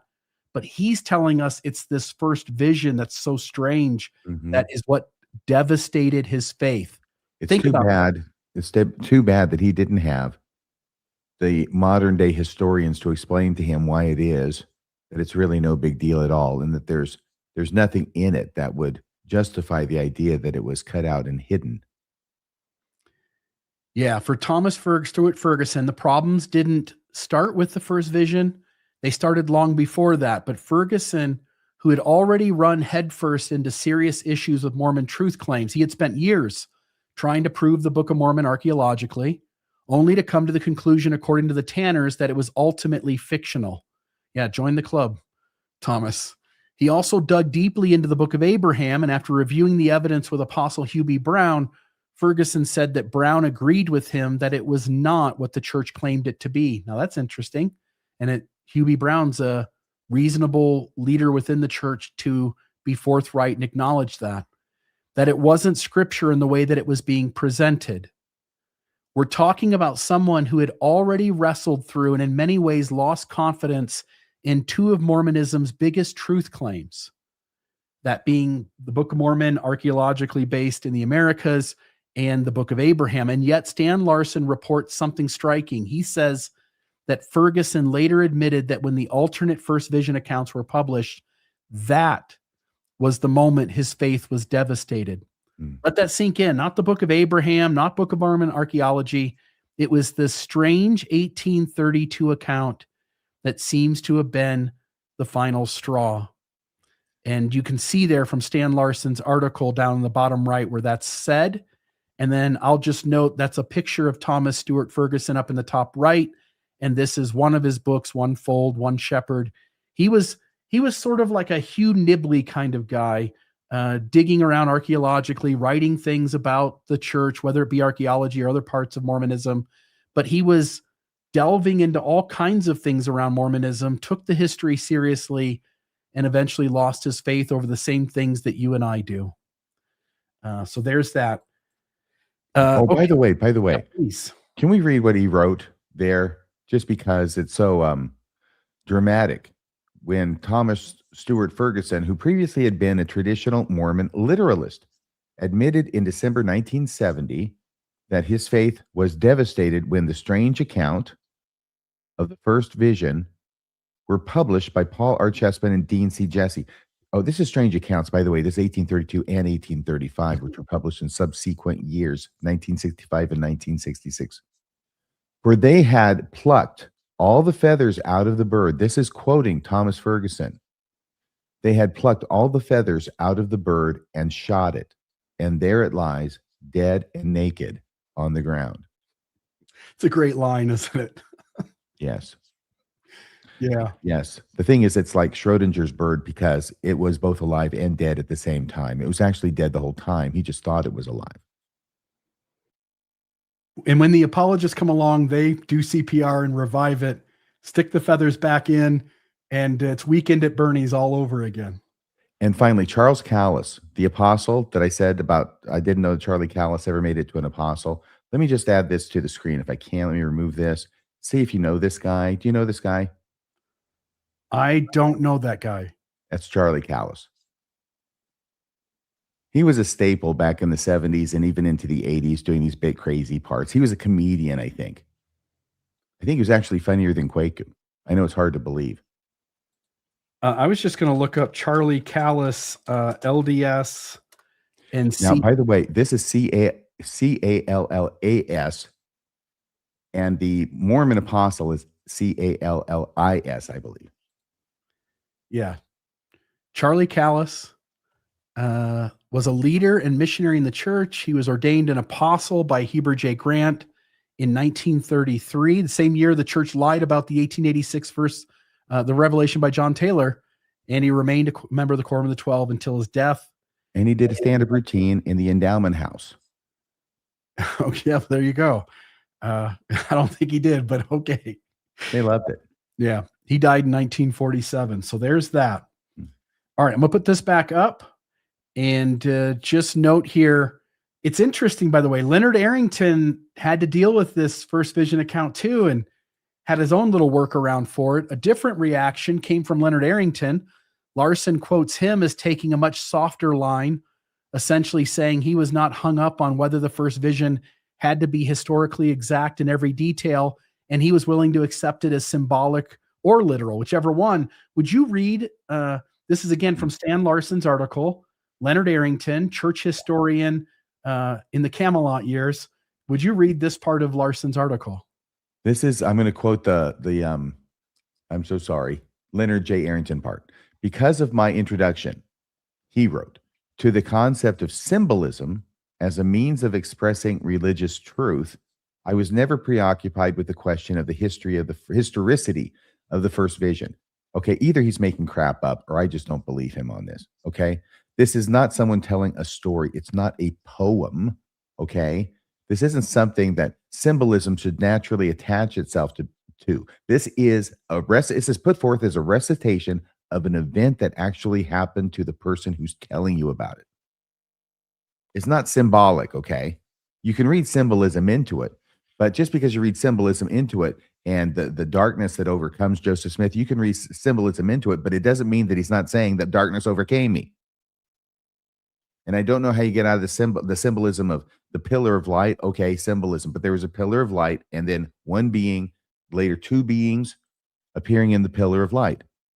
These are historical accounts. They are presented as historical accounts, but I don't know. Maybe he felt the same way about the Book of Mormon and everything else that Joseph Smith said happened. Hinckley says it's a historical account. The prophet of the church says it happened. Two beings appeared. If not, it's a fraud. And Arrington is saying, well, by the way, there's an acknowledgement in this quote that those first vision narratives are contradictory. It's the reason you take this stance to begin with, is that you're like, this one, that one, maybe it's historical, maybe it's not, doesn't bother me. Yeah, I like the way he tries to put in, I was never preoccupied with the question of the historicity of the first vision. Then he says parenthetically, though the evidence is overwhelming that it did occur. What are you talking about? There's no evidence it occurred except for one purported eyewitness whose story changes over time and contradicts itself upon repeated tellings. What is the evidence? The only evidence you could possibly point to is I prayed about it and I felt the hair on my neck stand up. Well, a historian should not be calling that evidence. He doesn't say what it is, and there's a reason for that because there isn't any. So I don't know why he's saying it. Okay. But anyway, or of the many reported epiphanies in Mormon, Christian, and Hebrew history. So he's not preoccupied with those either. I am prepared to accept them as historical or metaphorical, as symbolic or as precisely what happened. That they convey religious truth is the essential issue, and of this I have never had any doubt. So if someone's lying about seeing God, is that conveying religious truth that God exists? It's a strange thing, isn't it? I know I say that a lot, but there's so many of them in Mormonism. He's telling you, I know there's problems. I don't know if I believe it historically or metaphorically, and I really don't care. The moment you say that, you're acknowledging that enough contradiction exists that you don't have the confidence to know that these are literal events. You already have had your faith in them as literal events shaken. Mm-hmm. Yes, he's retreating into the vagaries of symbolism. So I note here that move lowers the stakes in a way that church leaders do not allow. Go back to Hinckley that RFM played earlier. Ezra Taft Benson called the first vision bedrock theology, and Gordon Hinckley said the church's strength and its truthfulness rest on whether that vision actually occurred. So when Arrington softens the historicity issue, he is solving a pressure problem in his own mind, by the way, by changing the rules of the game. Yeah. Okay. In the part that tends to get lost today, modern defenders can line up explanations. They can redefine terms. They can smooth out the differences until everything appears to fit. But that's not how the earliest insiders experienced this material. When the 1832 account surfaced privately, it wasn't treated as a harmless variation. It was called a strange account. It was cut out and hidden by the church historian. It was restricted. It was physically removed from a valued artifact. It was kept out of circulation with promises to keep its existence secret. People who encountered it didn't say, "Oh, this aligns just fine." No, some of them lost faith altogether or created the mental gymnastics that the historicity of this founding event didn't even matter. So whatever one makes of the accounts now, the historical record shows that those closest to the documents did not see easy harmony. And to suggest that they did is not simply a differing interpretation, it's a quiet rewriting of how the evidence was actually received at the time. Do you know that this was the first episode that I did of Radio Free Mormon back in October of 2016? Okay. So almost 10 years. We're coming up on the 10th year anniversary. But the reason for that episode and the reason that sparked my interest in it was that I was listening to a podcast that had 3 historians on it. And I think one of them was, well, it doesn't make any difference. But one of the historians said, they talked about the 1832 account of the first vision. It came up. I got no idea what the 1832 account of the first vision is. I've never heard of it. Or maybe I had. But anyway, here's what I remember, is that this historian says, I don't consider the contents of the 1832 account of the first vision as problematic as I do the history of how it was handled by the LDS Church. I knew what was in it. Of course, I've known it since the 80s. But that was, what the heck? And that was not followed up on because that wasn't the subject they were talking about. And that was enough to pique my interest. And fortunately, as of that time, Stan Larson had just written and published that paper on the entire issue. So I was able to access that paper and do the podcast. But that's the whole thing. It's not necessarily, at least for this individual, it wasn't so much the contents of that first vision that was as problematic as was the way the church handled it. Because what's in that 1832 account is what's in that, okay? It's what it is. But the fact that the church hid it and went to such lengths to hide it has broader implications, which is, what else are they doing that to? And what else are they keeping from us? All right. Yeah. They've been keeping things from you since 1820. Probably earlier, actually, when you include Joseph Smith's treasure digging. Look, it's Eddie Munster. Yeah, close. This is Paul Chessman. I thought I would include a picture of him. And I just want to note there's the Early America in the Book of Mormon. That's a book, I think, that he wrote. Young picture of him back when he did that master's thesis. And then you've got the older version of him. And you included a video here in the next slide, but I'll just say beforehand, this is the master's thesis on the right, an analysis of the accounts relating to Joseph Smith's early visions. And I knew Paul Chessman from that, and I knew of this video, Ancient America Speaks, but it was only in the last maybe 3 years that I learned that Paul Chessman is the old guy walking around in that video. Isn't that amazing? Yeah. We used to show that over in Japan on the old mission. Anything you want to say about this before I just play a few seconds of it? No, actually, I'm just looking for a picture of Butch Patrick as Eddie Munster. I gotcha. Yeah. I think everybody knows what he looks like. And that's the guy right there. Well, not this guy right there, but the guy No, from right before. Yeah. We'll see him again. He'll sort of cross, the camera. Actually, I may have removed that part only so that we didn't get in trouble with them. Okay. Yeah. But this will tell you the name of the video, and it does show Paul Chessman's name on the screen.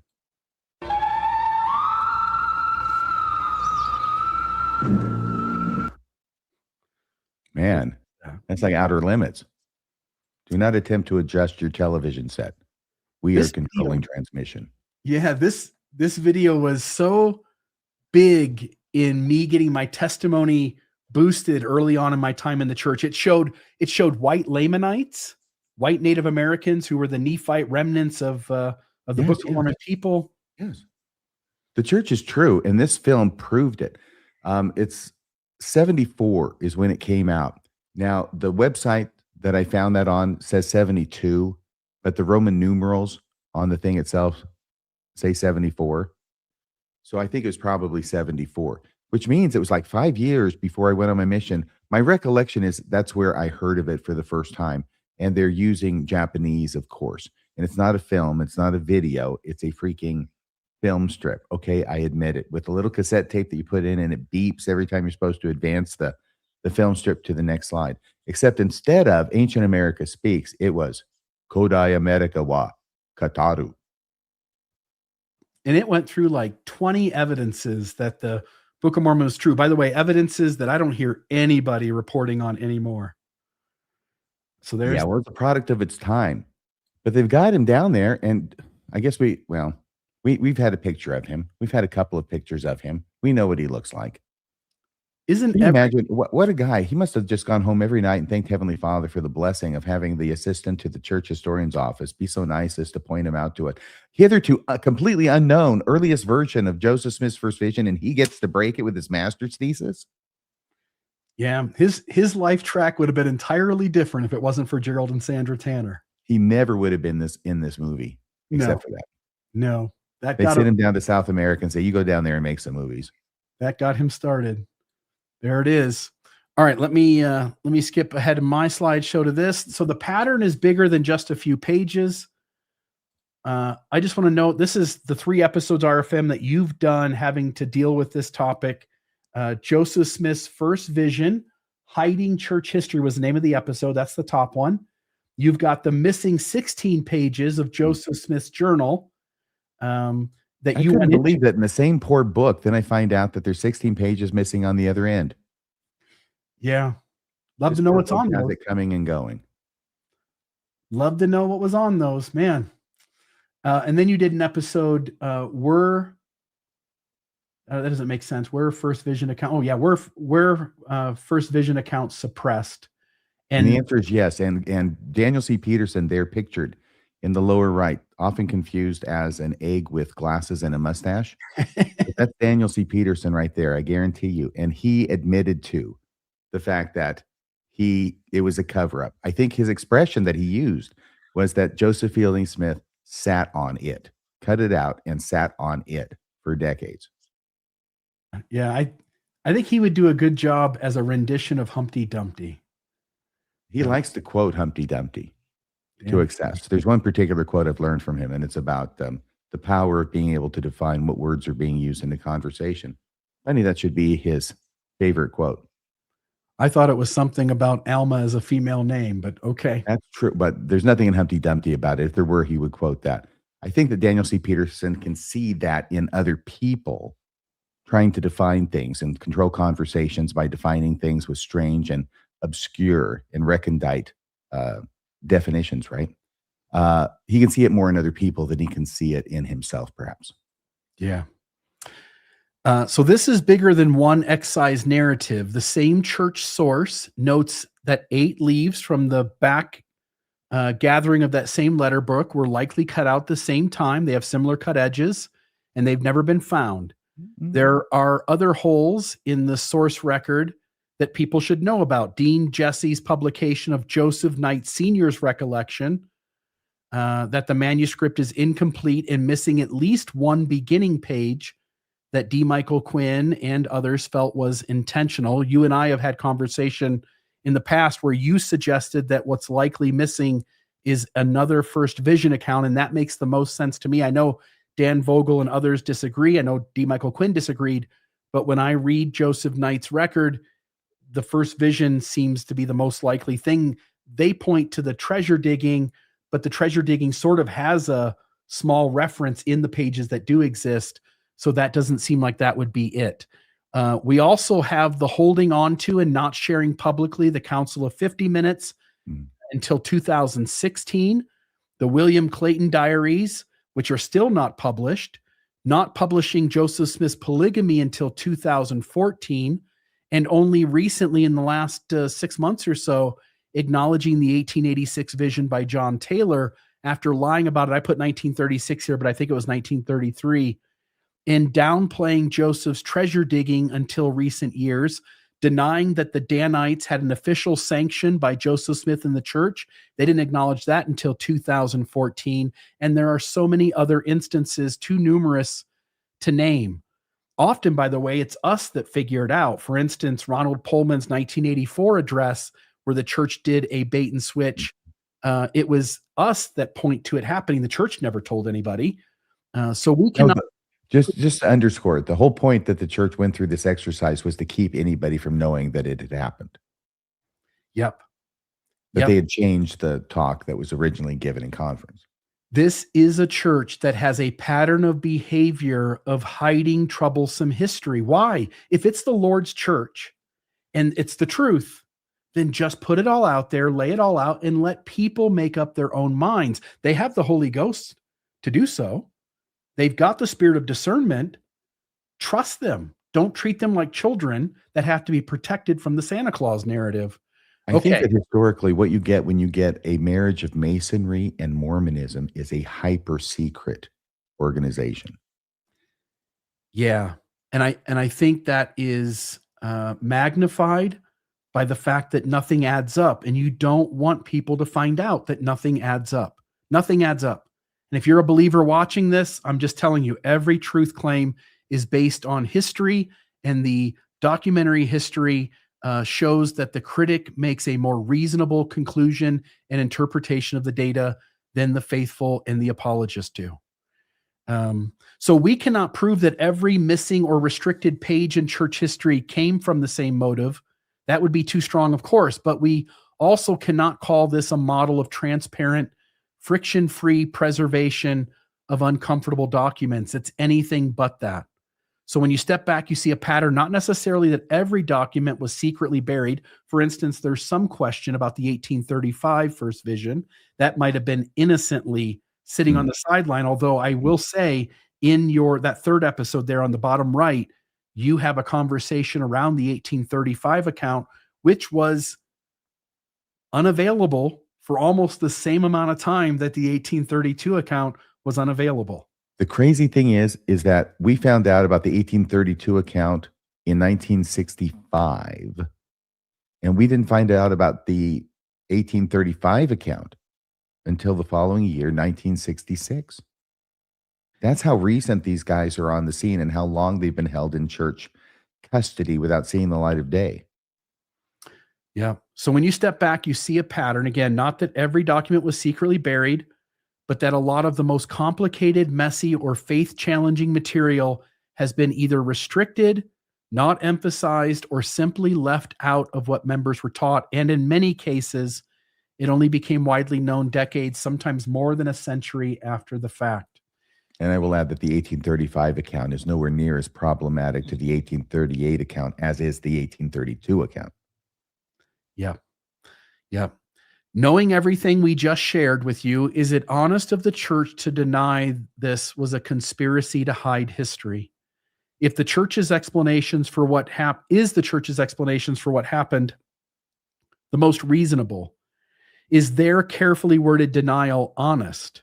Surely Joseph Fielding Smith or someone higher had to approve, or did it themselves, by the way, the cutting pages out of Joseph Smith's letterbook. Is it honest to try to blame someone lower? That's dishonest. Is it honest to say that this was likely just an effort to organize collections based on name and topic, now that you know Levi Edgar Young and Lamar Peterson's backstory? That you know that Joseph Fielding Smith showed it to only a few people and requested secrecy from them when he showed it to them. Again, the church is gaslighting you, and it's gaslighting all of us, and it's flat out being dishonest about the most reasonable interpretation of this data. And it chooses, by the way, to not tell you the Levi Edgar Young part of the story. It chooses not to tell you the Lamar Peterson part of the story. It chooses not to tell you that Joseph Fielding Smith required secrets, because that would definitively change their interpretation they want you to take. Hey guys, I just want you to know, at the church historian's office, I look at this kind of thing that you produced, and I just got to say, that ain't history. No. Nope. The first vision account, this is on the church's, I'm trying to remember where this was. I should have put a thing here. This, I think, is the historical introduction on the Joseph Smith Papers Project, where they display this 1832 first vision account. And again, this just gives us the information we've already said. The missing pages were kept in the office safe of Joseph Fielding Smith, but we're supposed to believe that he's absolved of any responsibility for it, even though it's in his safe. He has the combination, and he's the one who's sharing it with people and knows about it. You could just imagine him yelling from his office, "I want to know who cut these 3 pages out of letterbook A and stuck them in my safe. And still, I'm only going to show them to a select few people and require secrecy around them." To which I alone have the combination or key, right? Just the act of cutting pages out of an 1832 letterbook with Joseph Smith's personal handwriting of the earliest account of the first vision, damaging this historical, invaluable artifact. It's 100 years old as of the time this is going on. By the way, I just want you to know, there's a book over here, and I didn't think to grab it, okay? It was my dad's when he was young. It's Pee-wee's, wait a second, it's Pee-wee. Anyway, it's a scout book, okay? It's a scouting book, and I think it's the name of Pee-wee is this whole series. Pee-wee somebody, and I can't remember, in Darkest Africa, or whatever it was, and I think that's the one that I have, because he had it when he was a kid. This is not an original, okay?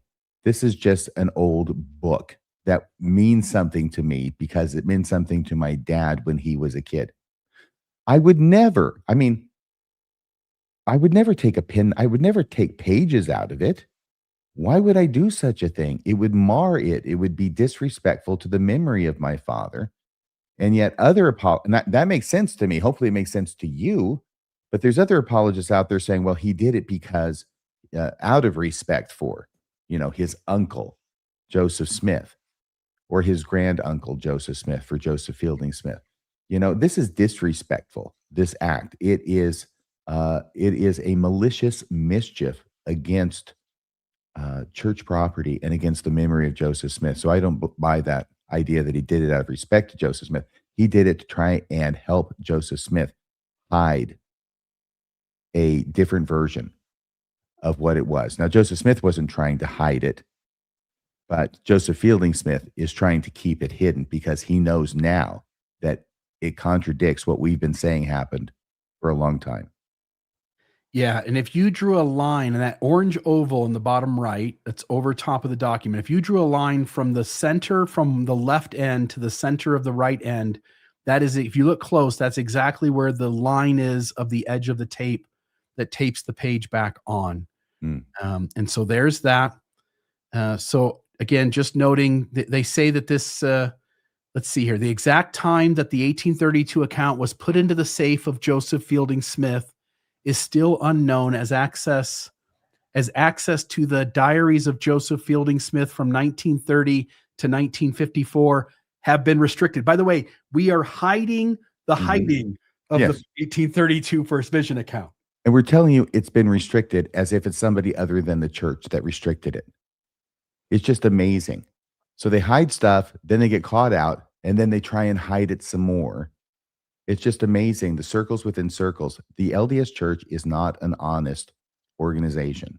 Yeah, and we'll see this request here in just a second. I think maybe this is a slide that you put in RFM in just a moment. I did, because I looked up the actual paper because I knew it was in there, because I had made a point of mentioning it before, and I remembered that what it is that here's we've got this huge span of time from 1930 to 1954. Thank God for the invention of Scotch tape. Otherwise, we wouldn't have 1930.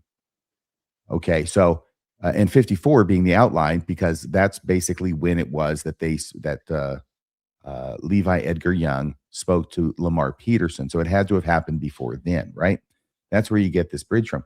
But Stan Larson, who's writing this paper, would like to nail this down and figure this could well, and probably was, referred to by Joseph Fielding Smith himself in his journal, in his papers, which are kept by the church during this time period from 1930 to 1954. So he requests access to be able to see them, because you can't just walk in and see them. Remember that? They are under lock and key, and we're not even talking about putting it in the safe. We're just talking about in the archives at this point. All right. He gets a letter back saying, sorry, you can't see any of them. By the way, he thought it would be interesting because he thought Joseph Fielding Smith is probably going to write something down about his meeting with Levi Edgar Young. And he also earlier might have written something down about discovering this damn thing in the first place and when that happened. So those are the two main dates that he thinks we can get from looking at Joseph Fielding Smith's papers. Church says, no bueno. King's X, you don't get to see nothing. Think about the conflict of interest here. You do not allow people to read Joseph Fielding Smith's writings from 1930 to 1954, which likely has an explanation of what happened. So you don't let people read that so they cannot know. And then you get to be in charge of putting out a narrative about he certainly wasn't hiding it, but you don't get to read the writings where he likely tells you he was hiding it. I would be ashamed to Yeah. have to do that. I couldn't do that, I don't think, and live with myself. No. By the way, guess who the wanker was who wrote that letter back to Stan Larson saying it's all been restricted and you don't get to look at anything. Do you know who that wanker was, Bill? Yeah, let me show him. But before I do, let me just show, this is that corner that has the Scotch tape on it that tells us about 1930. And you can tell, I mean, that's not what was used to put it back in the book. That's the tape, a tear that happened when it was being taken out initially. Brilliant detective work on the part of Stan Larson, by the way. Yeah. So there's that. There's your person. There's the dick. There's that wanker. Dick Turley, Richard E. Turley. Wankers are us. So he was the one who wrote the letter. This is a footnote 8 from the paper by Stan Larson. When Joseph Fielding Smith became president of the LDS Church in 1970, the personal safe in his office was moved into the First Presidency's walk-in vault. And that's the safe within a vault, right? The exact time that the 1832 account was put into the Joseph Fielding Smith office safe and the date that he showed the history to Levi Edgar Young would probably be found in the Joseph Fielding Smith collection, cataloged as MS4250. Sounds like a star date. At the Church History Library Archives. On December 11th, 2012, the writer, that's Stan Larson, sent to Richard E. Turley a written request for permission to read the diaries, either photocopies or microfilm, of Joseph Fielding Smith from 1930 to 1954, but this request was denied. Thanks, Dick. Yeah. Something else. Again, we've never hidden anything. We've never lied about anything. And and we've never hidden anything was what Ballard said. You're right. You just trust us. You just tell your friends we've never hidden anything from anybody. Bullshit. yeah, let us read Joseph Fielding Smith, who's long dead.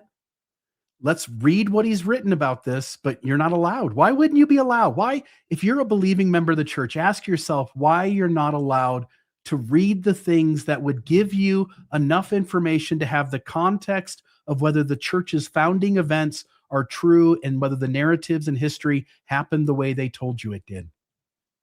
Yeah, and in this case, having a legitimate certified historian just want access to read the papers of a president of the church and the church historian for a huge amount of time, decades and decades. He was the church historian. What's so secret?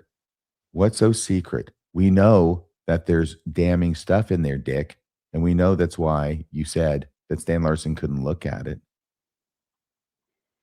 Do they really think that somebody's going to back off and say, oh, well, there must not be anything there?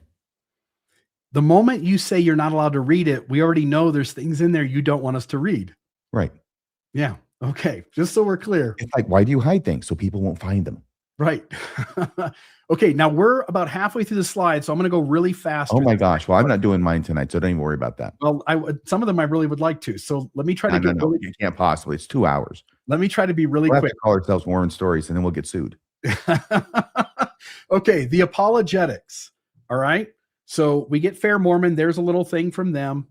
I'll just note multiple accounts of the first vision. This is on the church's website, and they're essentially telling you where the problems are because they're the things they address. Why are there differences between Joseph Smith's first vision accounts?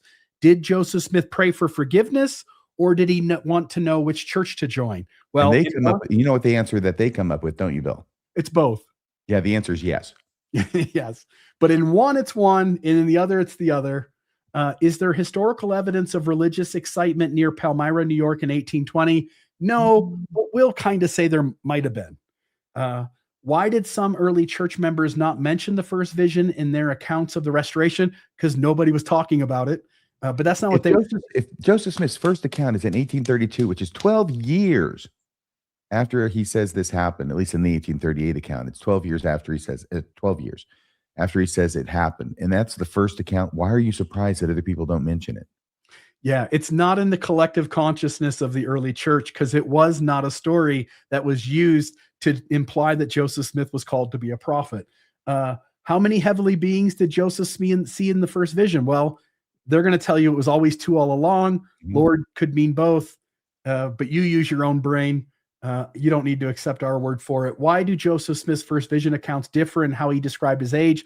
Again, that's the least of my issues, but there is a difference. In the 1838, he says he's 14 years old. In the 1832, he says he's in his 16th year. And as you and I were talking about earlier, that indicates that one is 15 years old. Why did Joseph Smith wait so long to write an account of the first vision? You can go read their story to see why that is, but one has to wonder why something so important gets put off for so long.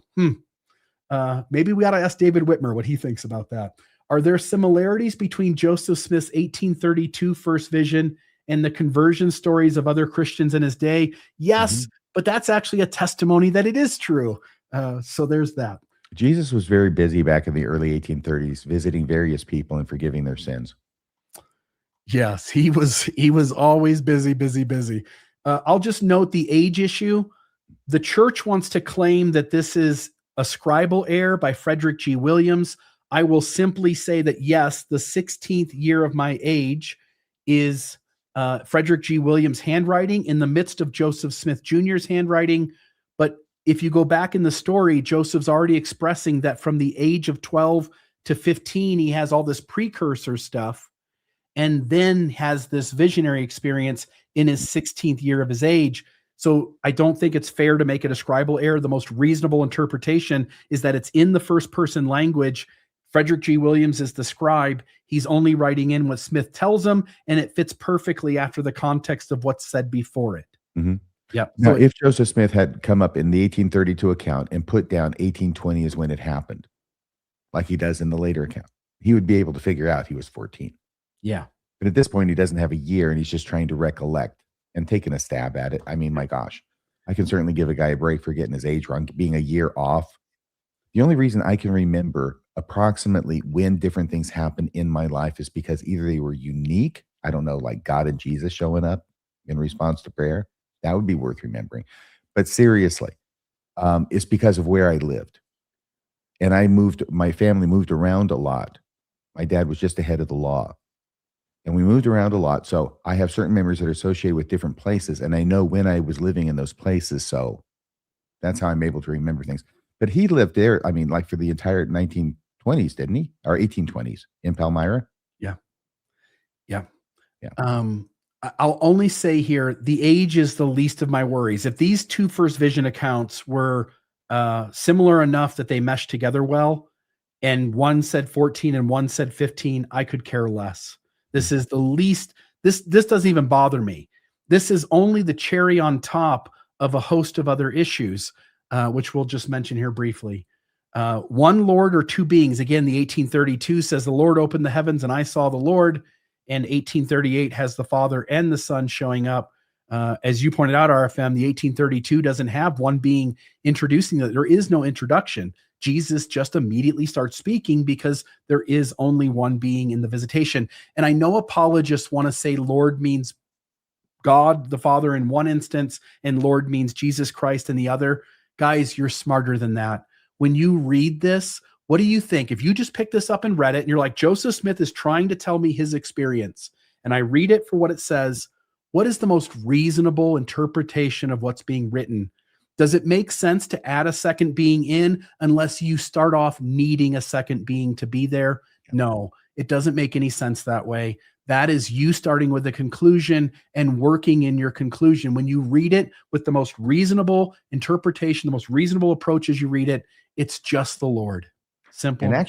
And actually, Lord is mentioned not twice in that passage. It's mentioned 5 times. Therefore, I cried unto the Lord, and the Lord heard my cry while in the attitude of calling upon the Lord. That's the first 3.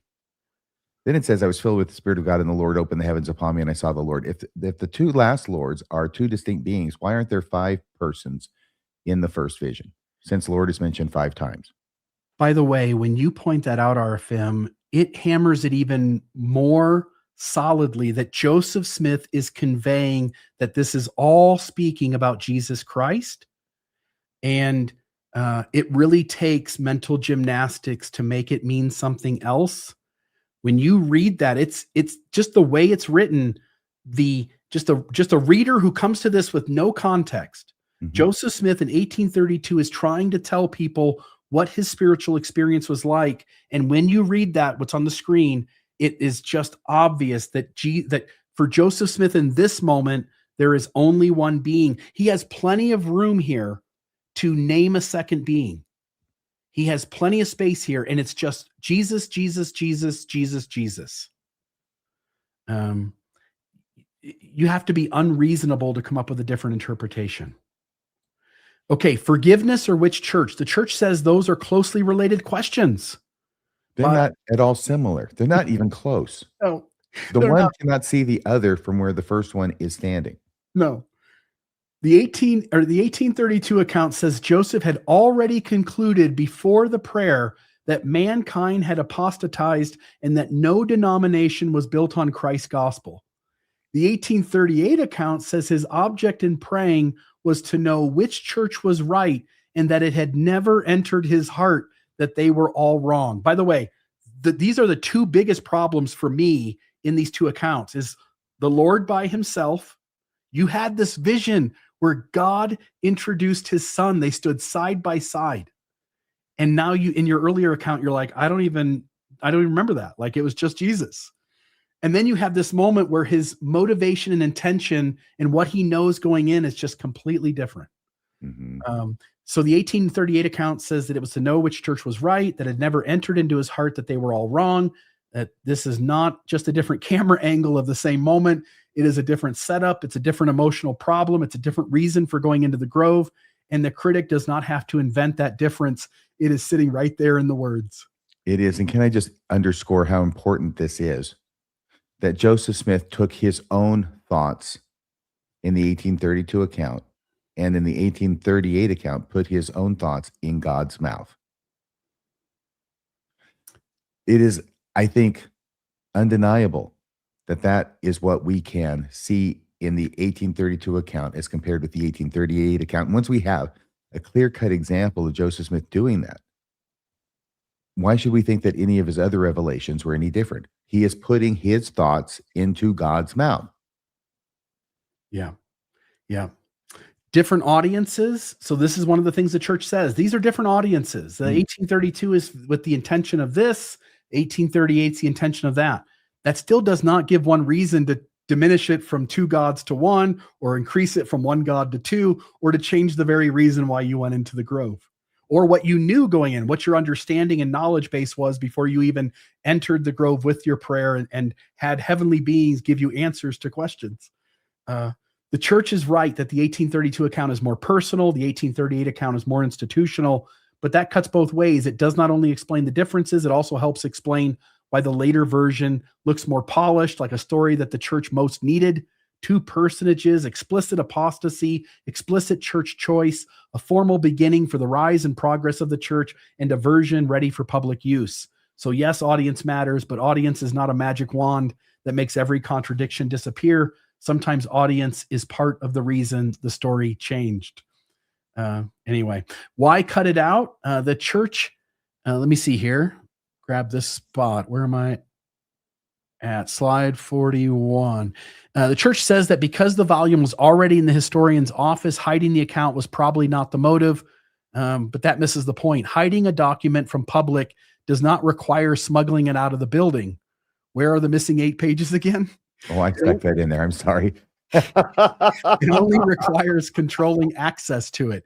And the historical record shows control, a private office safe in another private area, right? You have a private area, and then you have a private area. Instructions not to copy, later refusal to let researchers see it, and then eventual release through a limited channel. The official explanation of subject filing is possible, but the evidence of access control makes concealment a much more reasonable inference. What other documents were kept in the safe? They told us that more things are in the safe, but they don't want to name what's in the safe.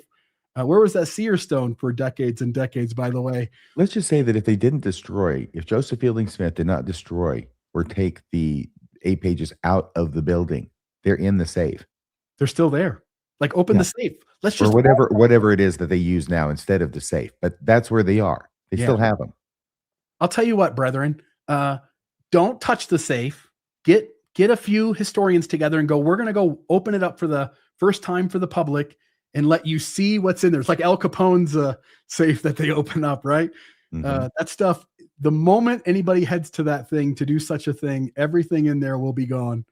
I think the entire membership of the church should refuse to sustain these guys until they make these things public. I don't think that's too much to ask.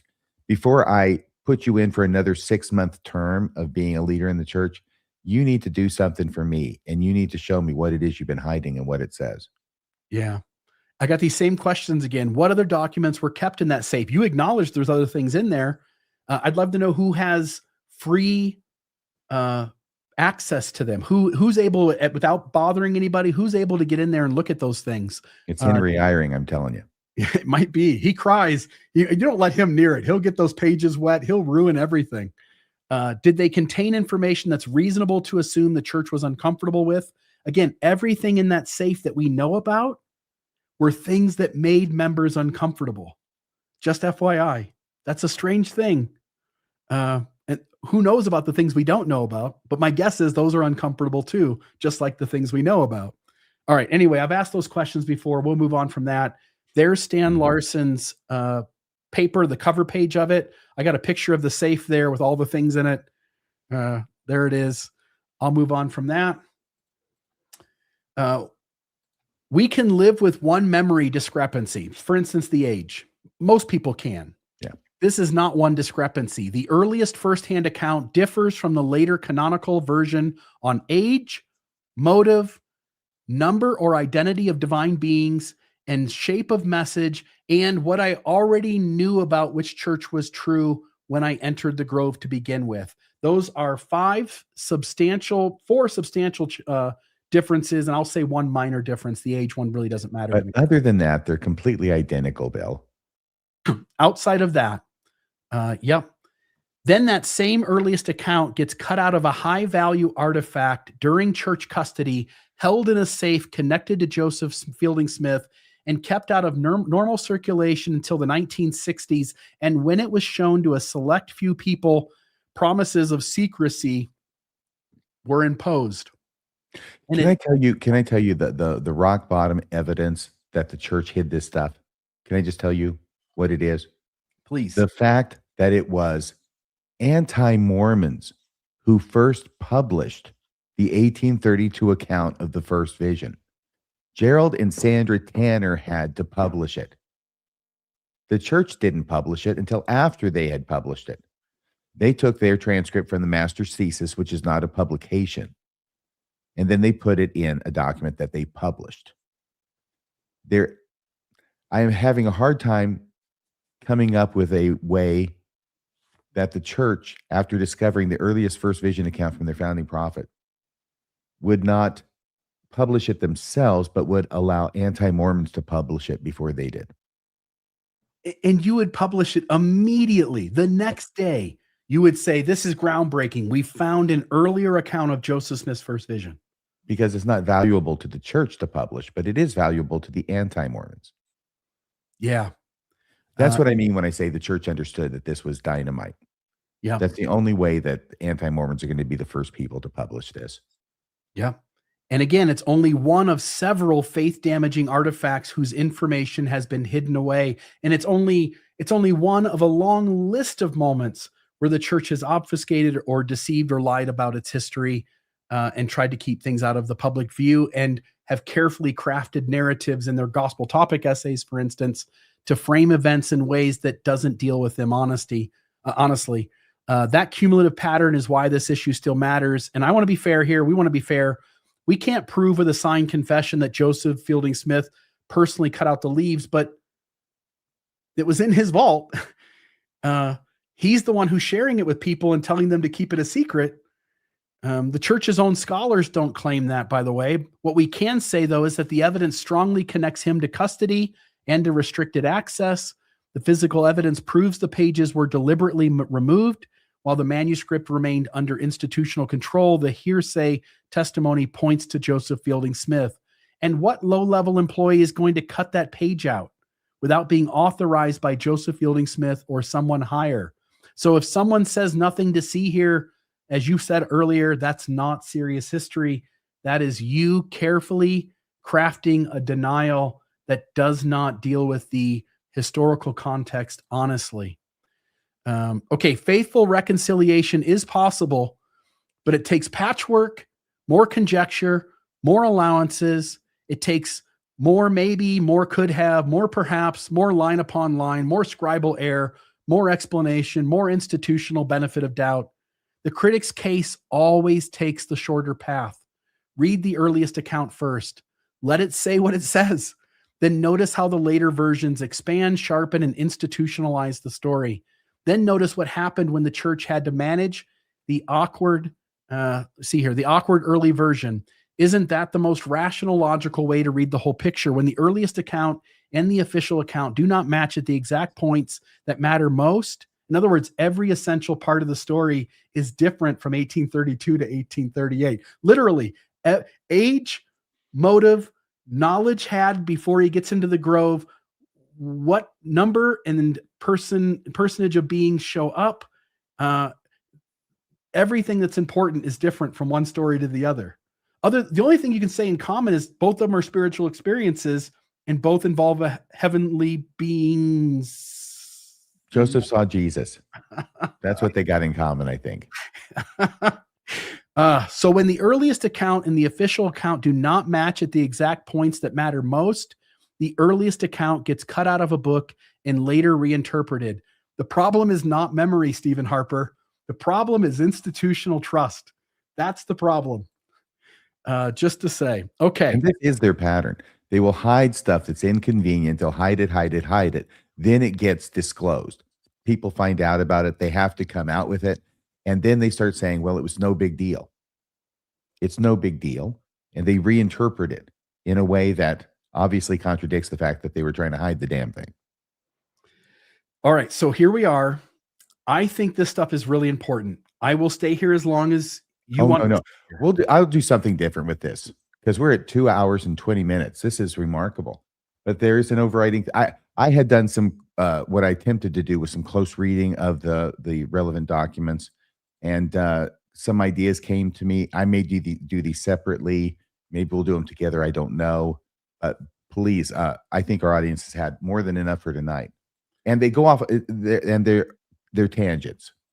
They're not specifically on this issue. They were ideas that came to me while reading the documents relating to this issue. So you're not missing anything out there, folks. Well, I do think they were really insightful. I enjoyed reading the slides that you put together, and I would welcome doing it together. You do it on your own, do it with me, but I definitely think it needs to be done. Then I will finish off this episode simply reading what Richard Bushman had to say about the 1832 account. He said this in an Ask Me Anything on Reddit. This was back in 2013, I believe. And so I'm going to put us down at the bottom to make that. Let me get rid of this thing, though. Media asset, ta-da. So let me read this. I am very much impressed. This is what Richard Bushman answered when someone asked him his thoughts on the 1832 First Vision account. He said, I am very impressed by Joseph Smith's 1832 history account of his early visions. This is the one partially written in his own hand, and the rest dictated to Frederick G. Williams. I think it is more revealing than the official account, presumably written in 1838 and contained in the Pearl of Great Price.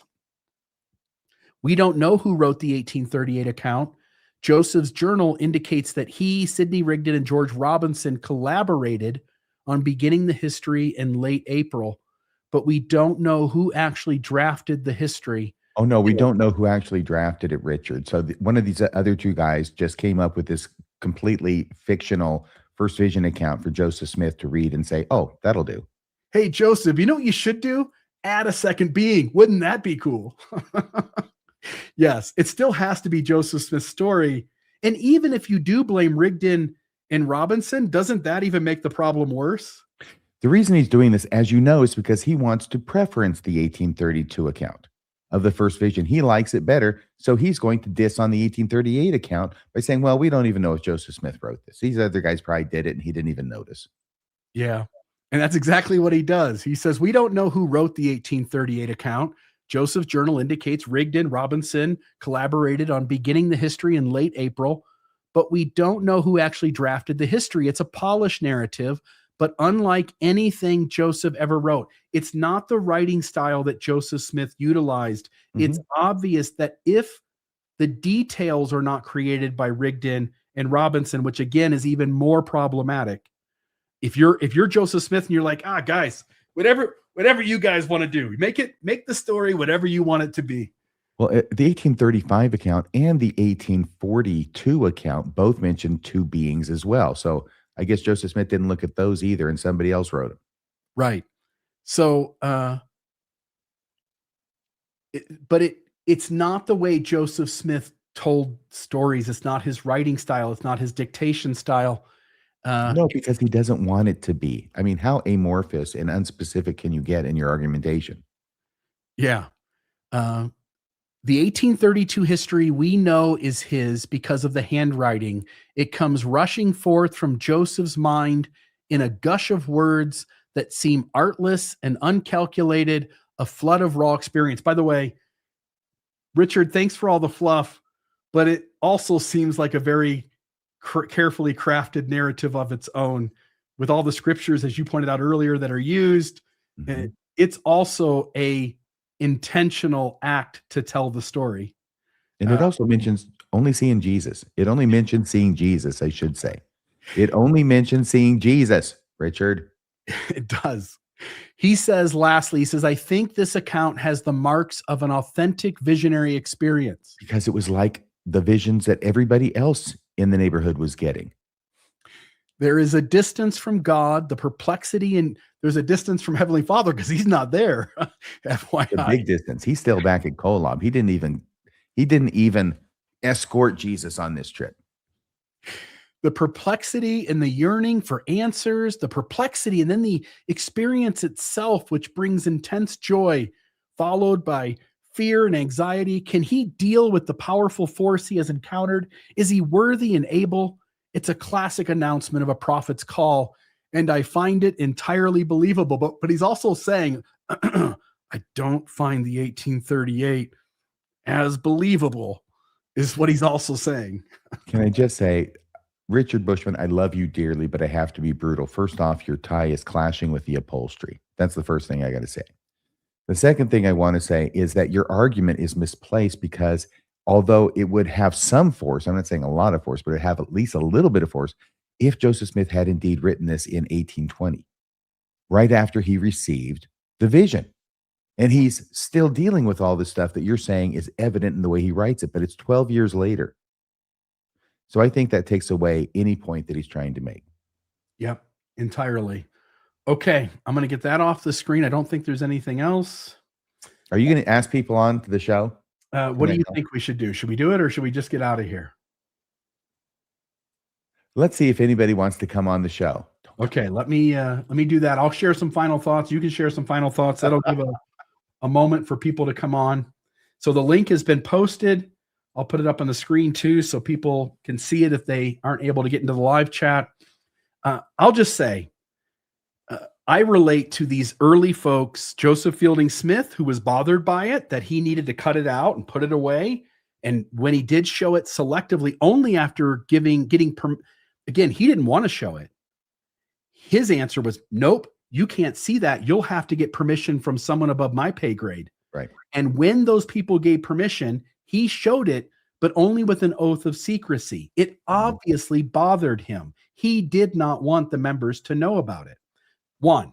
2, Lamar Peterson, Levi Edgar Young, Thomas Stewart Ferguson, Leonard Arrington, to some extent, you can tell they're bothered. They see a contradiction and they can't quite reconcile it. Arrington says, I won't care. I don't care. It can either be historical or not. The historicity of it doesn't matter to me, but that's just a way to sidestep the issue. It acknowledges that you are not certain that its historicity holds up. It's only in the modern moment that apologists come on and try to apply a different standard of interpretation that is unreasonable. And if you as a believer want to buy into that, you want to believe the apologist that Lord means both beings and Joseph could have gone for multiple reasons, and even if they contradict, so what? And if none of that bothers you, great. But can you understand why this bothers people? Can you understand why the Book of Abraham isn't a translation of Egyptian papyri? Joseph Smith clearly doesn't know how to speak the Adamic language. The Book of Mormon seems to plagiarize from his father's dream and tons of other 19th century material. Joseph falls for the Kinderhook plates. The Book of Moses seems to borrow themes from the Book of Luke and the Book of Matthew from the New Testament. The church does Ronald Pullman's conference talk over again. Elder Oaks denies electroshock therapy at BYU under his tenure. It goes on and on and on. Can you understand why people are bothered? Why people go, man, okay, it's reached the limit of what I can accept and continue to dedicate my life to this thing. It doesn't hold up in ways that are reasonable for my brain. It falls apart, and my integrity requires me to step away from this thing because my brain tells me it simply isn't true. Can you understand why somebody arrives at that position? And can you understand why it is that, based upon the latest research from a faithful Mormon in that book, Torn, I believe, if I understand it correctly, that out of the number of active Mormons, the ones who are going to church and doing all the callings, that since 2010, I believe it is, so in the last 16 years, 40% of active Mormons have left the church, or at least stopped going to church. Yeah, that's Can you understand why that is? Yeah. People who take the church seriously and are only going to accept the most reasonable answers across 1,000 issues can't maintain belief. Yes, it would be a miracle if they could. So, hey, looks like Tim Rathbone's here. Tim, how are you doing? Good. Thank I'll you. bet you had something to do with this subject we've been talking about tonight. Yeah, a little bit. What? Okay. Let's talk about vaults for a minute. Oh, here comes Beauty. Go back, Beauty. There's the vaults up in the Little Cottonwood Canyon, of the granite mountain vaults. And one of the problems there is occasionally rocks fall down and hit people cars up there, I've been told. So, and they do store things up there. Okay. They microfilm it and they put it back up. I know that when I wanted to see some journals and stuff, they had to get them out from there and bring them down to the church archive so I could see them. So they do store documents there. And then there's the vault in the history department. And since it's moved, I don't know where it is, but it used to be on the second floor on the east wing where the history department used to be, the archives. And then there's a First Presidency vault. And you can see the First Presidency vault from the windows in the front of the Granite Office building. And Joseph F. Smith's vault, from what I've been told, and I've heard this from 3 or 4 different sources, that it was green and it was a dial tumbler. And it was about 3 feet by 2 feet. It was a combination lock from what I've been told. But they changed that. And Guy McDude said that he had a copy of the inventory. Now, I know Michael Watson made an inventory that got out. I used to have a copy of it. I don't anymore. But Mike Watson made an inventory of the First Presidency vault and the little Joseph Smith, Fielding Smith vault. That's how they found out. They had a McClellan collection because it was in that vault. Mm-hmm. And that was the one that that Mark Hoffman was claiming to try and broker with a collector, an unnamed collector in Texas, I think it was. And the church is buying it because they didn't realize that they already had it. They're not buying, they're believing it. They're believing what he's saying. Yeah. Right. And that was the Trauberg papers, which ended up at the U of U. Can I just say, Tim, it's perfectly reasonable when you have a vault, his church historian's vault, inside a vault, because that automatically tells you there's different levels of access. Otherwise, you don't need the vault inside a vault. You just have the one vault. Right. It seems perfectly reasonable that even if you take an inventory of what's in the First Presidency's vault, such does not necessarily mean that what's being inventoried is the top secret stuff in the church historian's vault inside the secret vault. Right. In other words, it's possible that vault stays locked and closed while inventory of the rest of the room is made. And Michael Watson's not going to put anything in the inventory. You mean the little? Do you mean the little safe, Bill? Yeah, I mean Joseph Fielding Smith's green vault that was moved into the First Presidency vault. An inventory might be taken of the larger room, but still you're not allowed in the green vault. You can't touch that. Ignore it. I've been to the church office building 2 or 3 times, and every time I went there, that big vault was open during the day, if I remember right. Because I remember looking into it. You could see into it. And then at BYU, in special collections on the 3rd floor. When you're saying you can look in and see it, are you talking about being across the street with binoculars or something, looking No. windows? You walk, but when you go up the stairs, have you ever been to the Granite Office building? No. Oh, okay. When you go up the stairs, the church office building? Yeah, the small one, the on South Temple and State Street. Okay, if I remember right. It's more square, the older one from the 1930s or so. Yes, it's where the 12 and the First Presidency and 7 Presidency 70 had their offices. And you can go up. You can come up from the side or the front.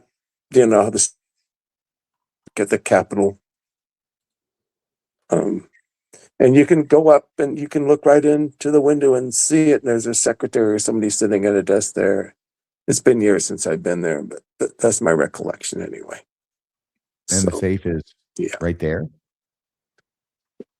I didn't see the safe. But I don't know where it ended up.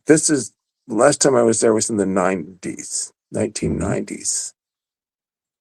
Okay, I'm confused about the ability to see the safe through a window now. This also Not that building. not this one.